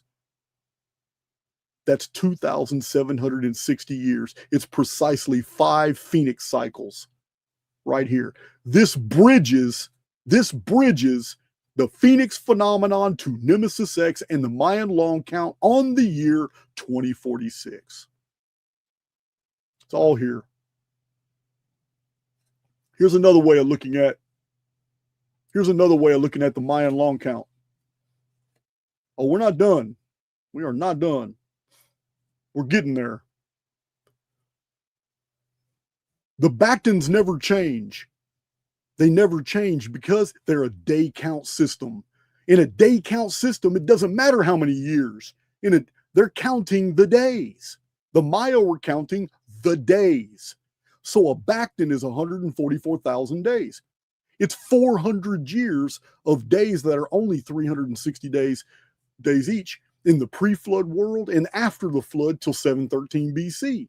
But the same 144,000 Bacton doesn't change after 5.25 days are added. It just becomes 394.5 years. It's still 144,000 days. This is why the Mayan long count didn't end in 2012. It ends in 2046. Here's the arithmetic here. Anybody can follow it. 2046, tertiary field date right here. But it's a tertiary field date that literally bridges conceptually the Phoenix phenomenon as well. It's also, I'm not going to get into all the pyramid techniques. You guys have already seen my pyramid videos. They show 2046 too. As a matter of fact, there's one we'll have to show you here in a minute. Here's another way of looking at it.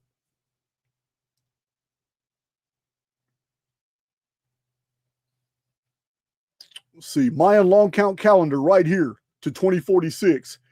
During this 21-year period right here, during the reign of Etana, Enki, Enoch, Surid, whatever name you want. All cultures named him different things. It's the same individual.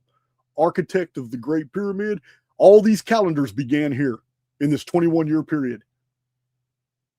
Scorpion King calendar, Narmer, the Etana period, the Kali Yuga, 3102, Brahmanic Kali Yuga, the Mayan Long-Count, the Maya It's a Temple of the Cross calendar, which concerns a countdown to something being released in our world connected to Lady Beast with upturned snout. That's her name in Mayan.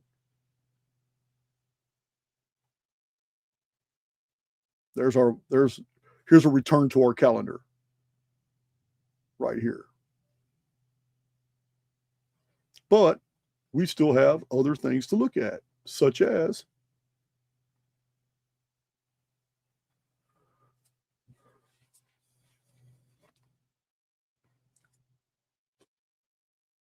share my screen. We have more to look at, but we need to get through this text first, right here.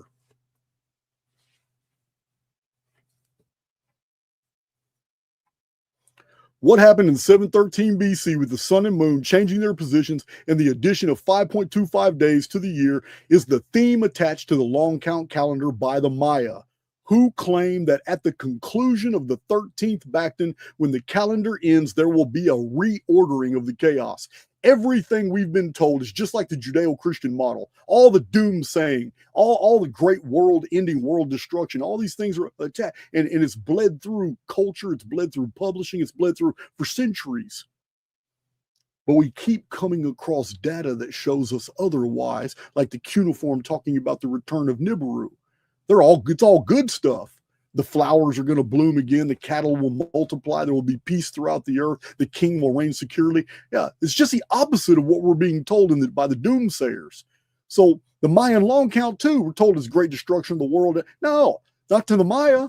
To the Maya, we're in the destruction right now. That's the crazy thing. We've been looking at this from the totally different vantage point than we were supposed to. The Mayan gave us a calendar that's literally telling us that the destructive period is right now. And at the end of the 13th Bacton, the chaos will be ordered. There will be a reordering of the entire cosmos. So, Monument 6 from Tortuguero is a Mayan relief that describes that at the end of the calendar, an underworld god named Bolan Yukti will appear. A transition of power. Many scholars link him to God El on the major Maya underworld, one of the major Mayan underworld deities, often depicted as an old man smoking a cigar and wearing a broad hat topped with an owl. He is the god depicted on Mayan vase of the seven gods. Despite where he comes from and his reputation, he is not a god ushering in an apocalypse. His role is to dethrone the deities that have been running the cosmos throughout the durations of the Bactons, or more precisely, throughout human history. He ushers in a reset of the gods. And this causes the cosmos, the sun, moon, and stars to assume a new order. To the Maya, this reordering of the cosmos was to be celebrated. Do you see that? It was to be celebrated. In 2046 AD, the 1,872,000 days of the Maya Long-Count will be over. This is 1,008,000 days, or 7 Bactons, since the 713 BC magnetic reversal event. 713 BC was the year 3182. 3182 Anno Mundi. And I didn't date that. You guys know I've showed in many presentations. I did not date 713 BC. I did not assign it the year 3182 Anno Mundi. Chronologists long before I ever came into the field had already published this. One of them was Dr. Stephen Jones. But 713 BC was the year 3182 Anno Mundi, and 2046 AD is the year 5940 Anno Domini. Yeah. How did I get that backwards? 3182 Anno Mundi in 2046 AD is the year 5940 Anno Mundi. That's not Anno Domini. 2046 is Anno Domini. This is Anno Mundi. Anno Mundi. Meaning this was exactly 2,760 years, or 5 phoenix cycles of 552 years each. Because 2046 is also the appearance of Nemesis X, then 2046 AD bridges the Phoenix to Nemesis X in this year. In this 2,760 years, 5.25 days were added to every single year for these 5 Phoenix cycles. This is 1,400. This is 14,490 days added to the calendar, stretching time out. These 14,490 days would not have existed if the year stayed at 360 days. So the Mayan Long-Count is not only showing us when the year changed, but when the year is going to change again to correct the stretching. This is 14,490 days added to the calendar. But the 90 days can be attributed to the fact that 713 BC event did not happen on the last day of the year. So we can reduce that to 14,400 days added, which is perfect. It's 14,400. It is a miniature 144,000. It is the number. It can be reduced to 144, the ultimate base denominator in all calendrical systems of the ancient world. Also, it also divides perfectly into 864. This is significant because at the end of the Mayan calendar, the reordered cosmos means time itself is changed.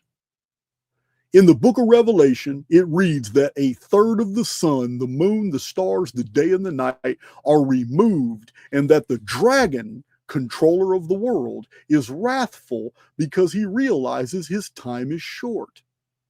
We are told in the Gospels that unless those days be shortened, no flesh would be saved. Removing a third of the final 60 years leaves us with 40 years, or 14,400 days on a 360-day count. But removing a third of a year of 365.24 gives us 243.5 days. And 60 years of 243.5 days is 14,610 days. This is 210 days off from 14,400 days, which is acceptable because we don't know how many days into 2046 the event occurs and how many days into 2106 AD the 14,400 days ends. Do you see how perfect this is? The Mayan Long-Count of 144,000 day Bactans ends in 2046, not 2012, because of the 713 BC event that added 5.25 days. And the Mayan calendar ends with the calendar removing time to leave a Nemesis X tertiary field that will last not 60 years, but 14,400 days, or 40 years. This is linked to 2106 AD, which is chronologically, conceptually, isometrically, geometrically, and in chronotexture, as I have shown, identified as the major Exodus event terminus. This means from 2046 to 2106 is a 14,400 day period of a portal field, which is the meaning of the Great Pyramid, a tertiary field that produces 2 different effects at the same time and in the same world. To those who mourn the loss of the old world with its oppressive institutions and governments, those of the world, this 14,400 days is going to be filled with horrors, strange phenomena, violence, as if God is destroying the world. These are they who bought into the dungeon programming of the end times, the judgment. All others will make their exodus. This period will be their miracle-filled 40 years of wandering in the desert. So, having shown that, we now look at share screen.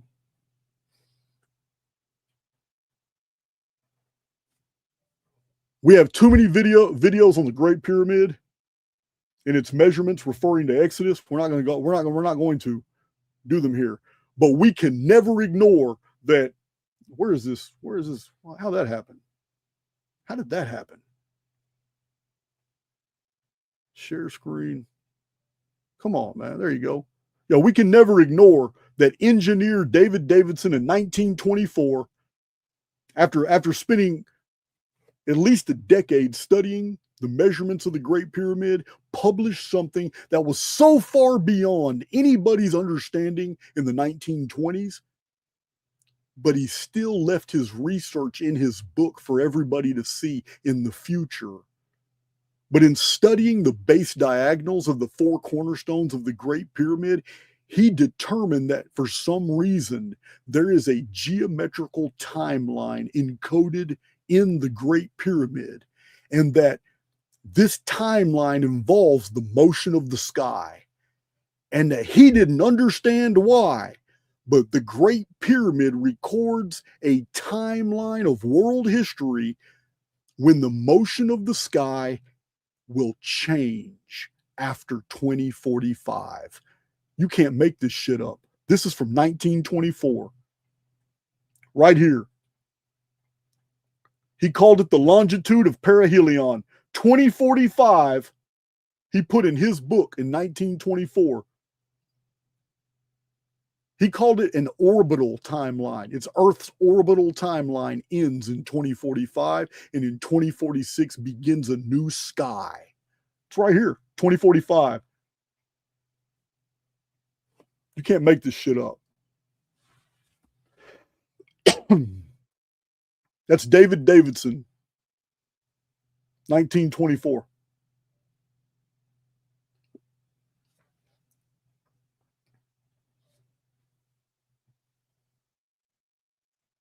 So this is also an interesting. I've already showed this to you in the past, but it takes on new meaning now. It takes on way more new meaning. I never looked at it from this vantage point, but now that I'm looking at the Nibiru, Nemesis X stuff as being a bounty, because that's what it says in the cuneiform. Now that I'm divorcing myself away from this idea that all these prophetic eschatological systems, once you remove the deliberate lies that have been put in these texts, they're not painting a picture of the future that we thought they were. All right, let me show you this one. This is crazy too. So this is old. I drew this I don't know, man. It's probably 20 years ago. Oh, here, the date's on the bottom. I drew this in 2010, 16 years ago. So this is the year 2046 of the old world's calendar, Anno Mundi. It's right here. In the year 2046, which is our year of 1849 BC, in this year, we have one of the most foundational stories of the Old Testament. It is the destruction of Sodom and Gomorrah. But in the archaeological historical record, we know through the lamentation text of Akkad in Babylon, we know that this destruction described in 1849 BC, in the year 2046, Anno Mundi, it destroyed the evil cities, the oppressive cities, the cities of the oppressor.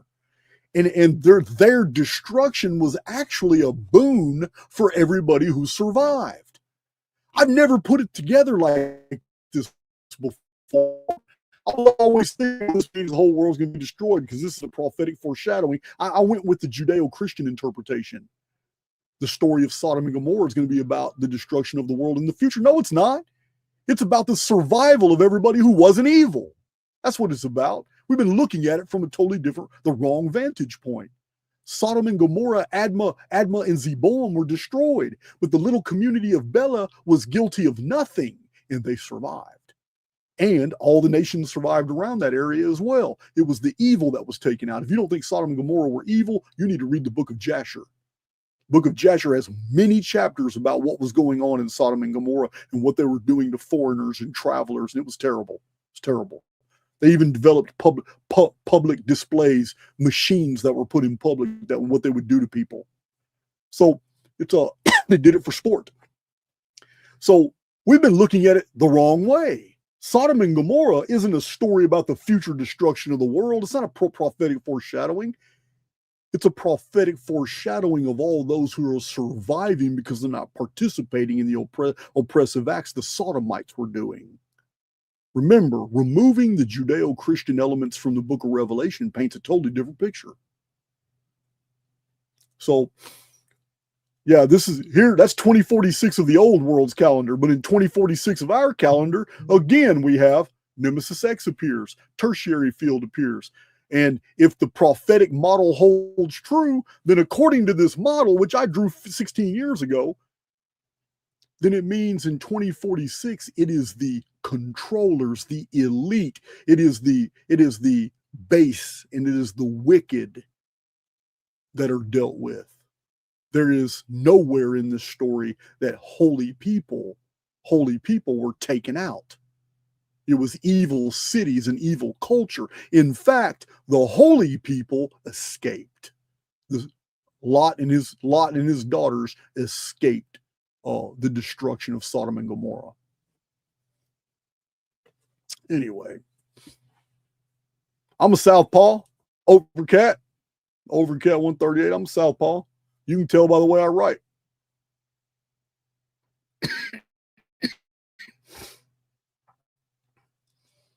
So, I'm still not done showing you some stuff.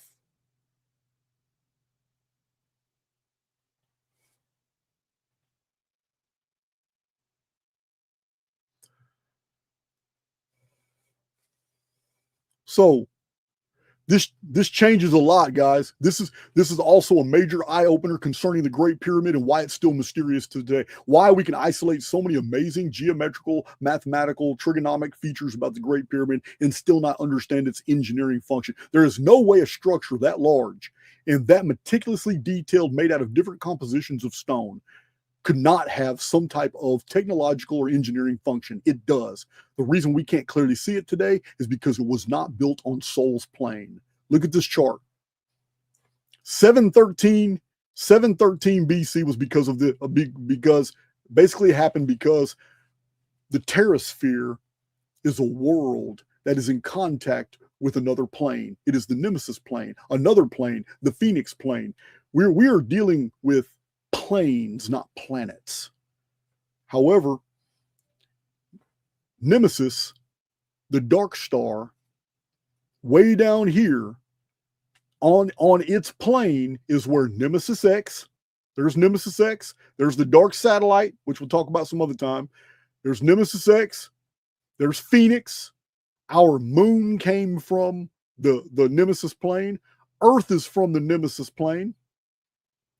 And Sol system is mathematically perfect without us. We're like an intruder. We're an intruder into this world. Now, I know a lot of people have difficulty processing this, but the sky is simulated, and it's simulating this model right here. It means that the sky isn't really this model. It's just simulating it. Everything about the sky is observational. We've never been in the sky. Yeah, if you're believing in the NASA model, you probably need to go watch another channel. If you're an adult today, still believing we put men on the moon, there's no help for you. You need to go to another channel. You're not even qualified to assess this data. It's not even, I don't even want you here. If you're still buying into that paradigm, it is so ridiculous that in 2026, people still believe that. This right here, the reason we don't understand the Great Pyramid is because it was not built on this plane. The Great Pyramid is Nemesis tech. The Great Pyramid was built when Earth traveled on the Nemesis plane. The structure cannot be activated until it is returned to this ecliptic path in 2046, when Earth will be pulled back onto the Nemesis X object plane. Earth does not belong in the solar system. We've talked about this many times before. I don't have the chart ready. We got a little chart that shows where Earth is going to be after 2046, and it's not going to be lined up with Mercury, Venus, Mars, Jupiter, and all that. It's going to be on the Nemesis plane. It's going to have a north to south trajectory at an angle of declination of 60 degrees.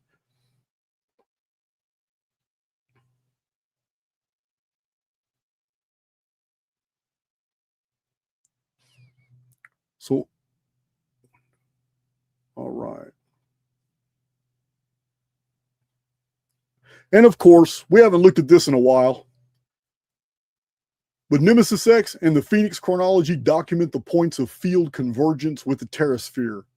These dates are when worlds collide, an exchange of information, life, and phenomena. So 2046 is when we will be affected by the tertiary field of Nemesis X.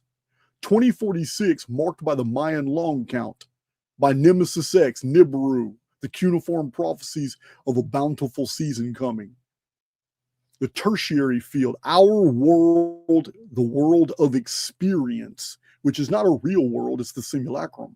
But this world of experience will now be affected by the tertiary field.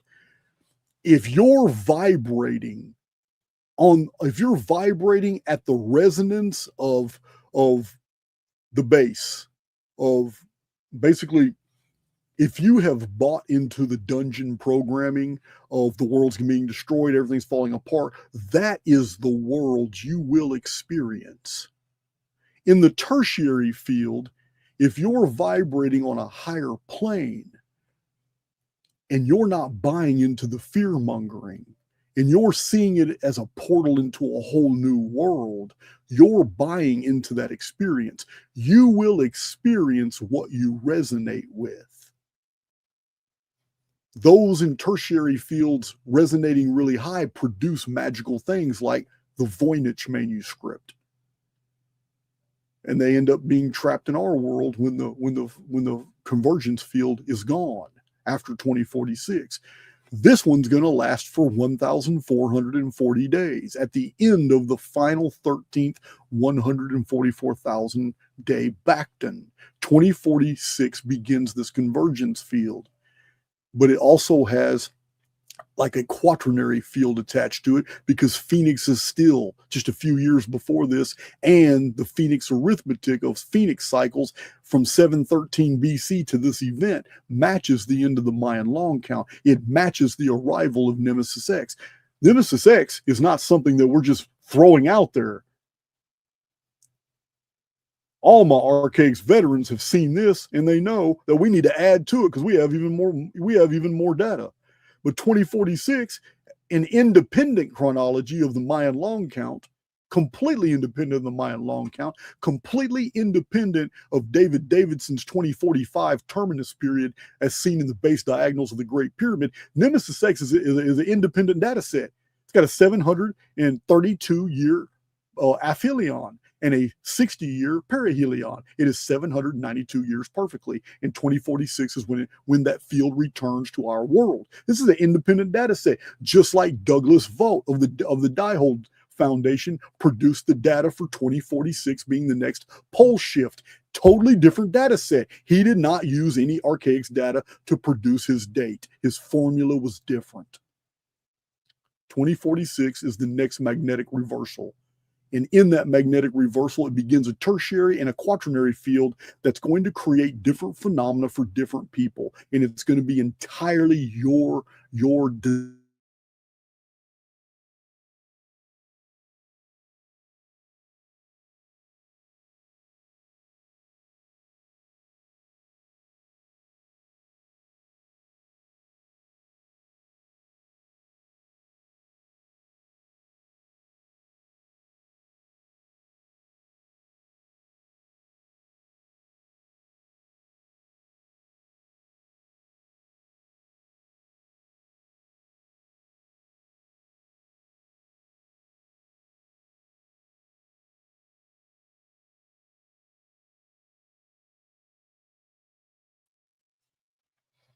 doesn't even make sense.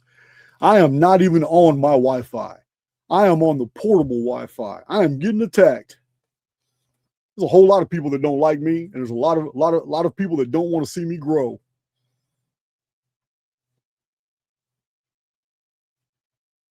So crazy. I don't even know what happened just now. You guys know this is super rare for any of this to happen in my I got backups and all that. So what you're resonating with in 2046 in a tertiary field environment, even in 2040, the tertiary field for 2040 starts in 2039. Where you're at spiritually, what you're assuming to be true in a tertiary field creates your reality. You will not be a liar. You will not be a liar. What you assume to be true will become true for you. That's my presentation, guys. I was done anyway before they zapped me. Yeah, man. So I have another presentation coming up. I have to, because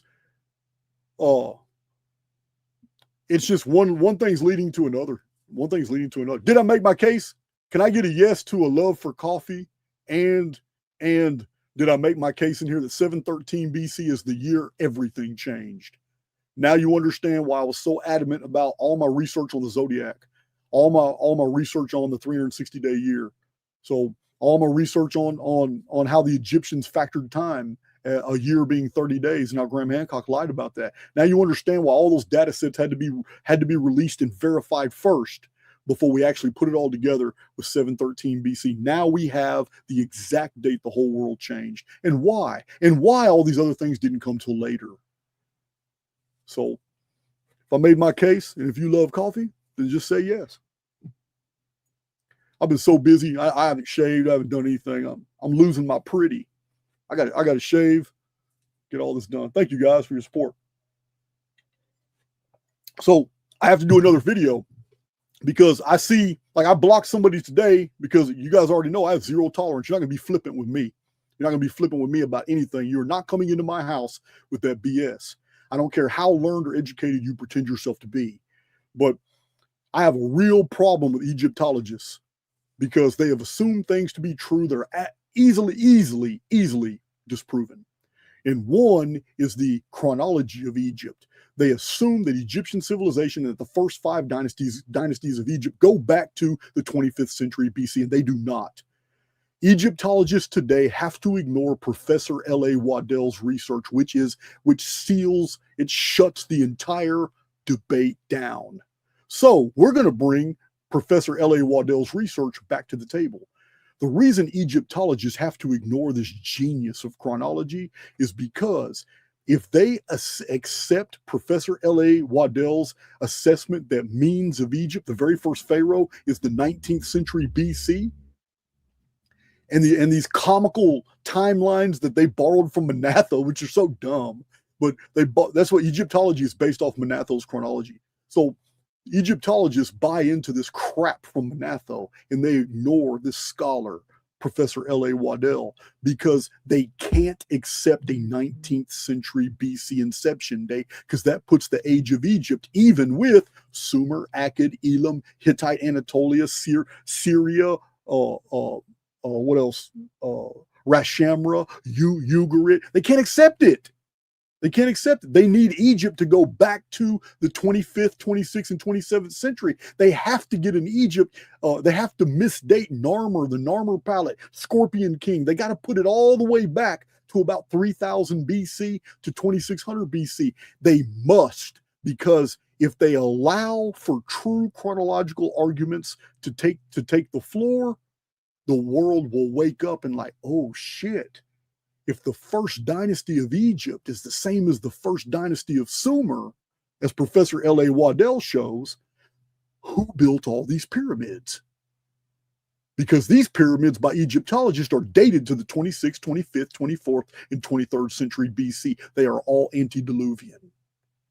This is why the pyramid areas The pyramid areas are 400 miles away from the Egyptian cities that traditionally we know as Egypt. Karnak, Waset, Edfu, though Sirion, which Sirion is older, but all that area down there in southern Egypt has no pyramids because the pyramid civilization was pre-cataclysm. It's not attached to Egypt at all. Yeah, there's a whole lot we need to discuss, guys, because these Egyptologists keep trying to creep up in here with their BS uniformitarian principles. I'm not allowing it. No, I'm not allowing it. Now they can come up and debate me on my channel, but you're going to stay out of my chat with that flippancy. I'm not trying to hear it. I'm not. So yeah, Egypt's not old, guys. Egypt is not old at all. It's all BS. Now, when I say Egypt, I'm not talking about the Giza complex. I'm not talking about what later Egyptians came in and then redeveloped. Yeah, the pyramids were already old before Egyptians came in there and built An, which later became Heliopolis. And before they came in here, that was all after the cataclysm, was all after the 19th century BC. When traditional Hollywood version of Egypt came into existence was 19th century BC. The Sumerian king Anum is the same king as Mena. They are the same identical person. So I have to show this to you. I have to show you Professor L.A.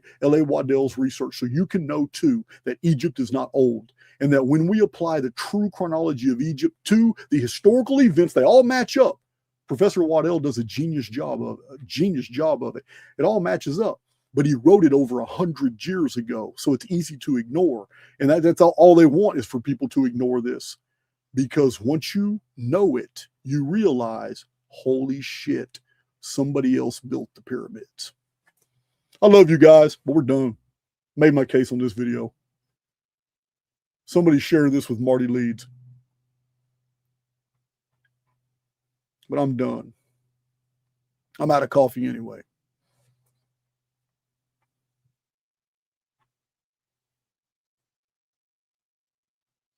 So I got another song.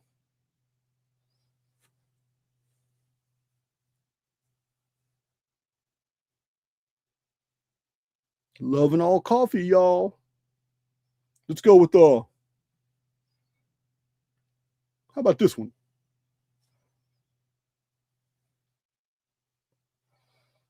Y'all seen this one recently. Love you guys.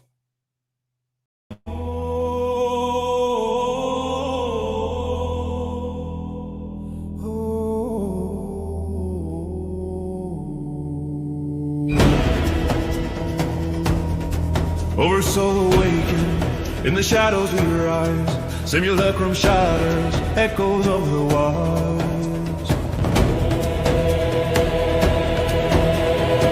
We pass through the construct, veils of false light, matrices crumbling in eternal night. Illusions dissolve, codes we unwind, passing through the construct, leaving chains behind. Slayers of deceit, swords of pure sight, cut through the lies in the dead of night.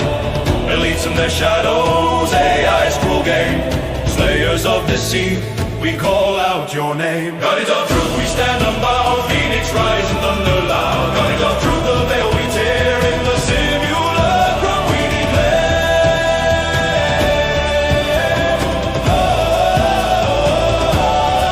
Break free or die trying, cycles we defy. Reincarnate no more under false sky. Hologram prisons, we shatter the dome. Break free or die trying, calling spirit home. Armor of the oversoul, shield of immortal fire. Deity dismembered, now we conspire. Against the demiurge, our essence gleams. Armor of the oversoul, redeeming dreams. Guardians of the truth, we stand unbowed. Phoenix rises in thunder loud. Guardians of the truth, the veil we tear in the simulacrum we declare.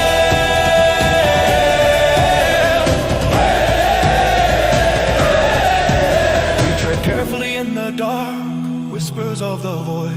Apocalypse is looming, timelines destroyed. Unknown realms beckon, with caution we strive. We tread carefully in the dark, where secrets hide. Passing through legacy, cutting in the flame. Break free, eternal in the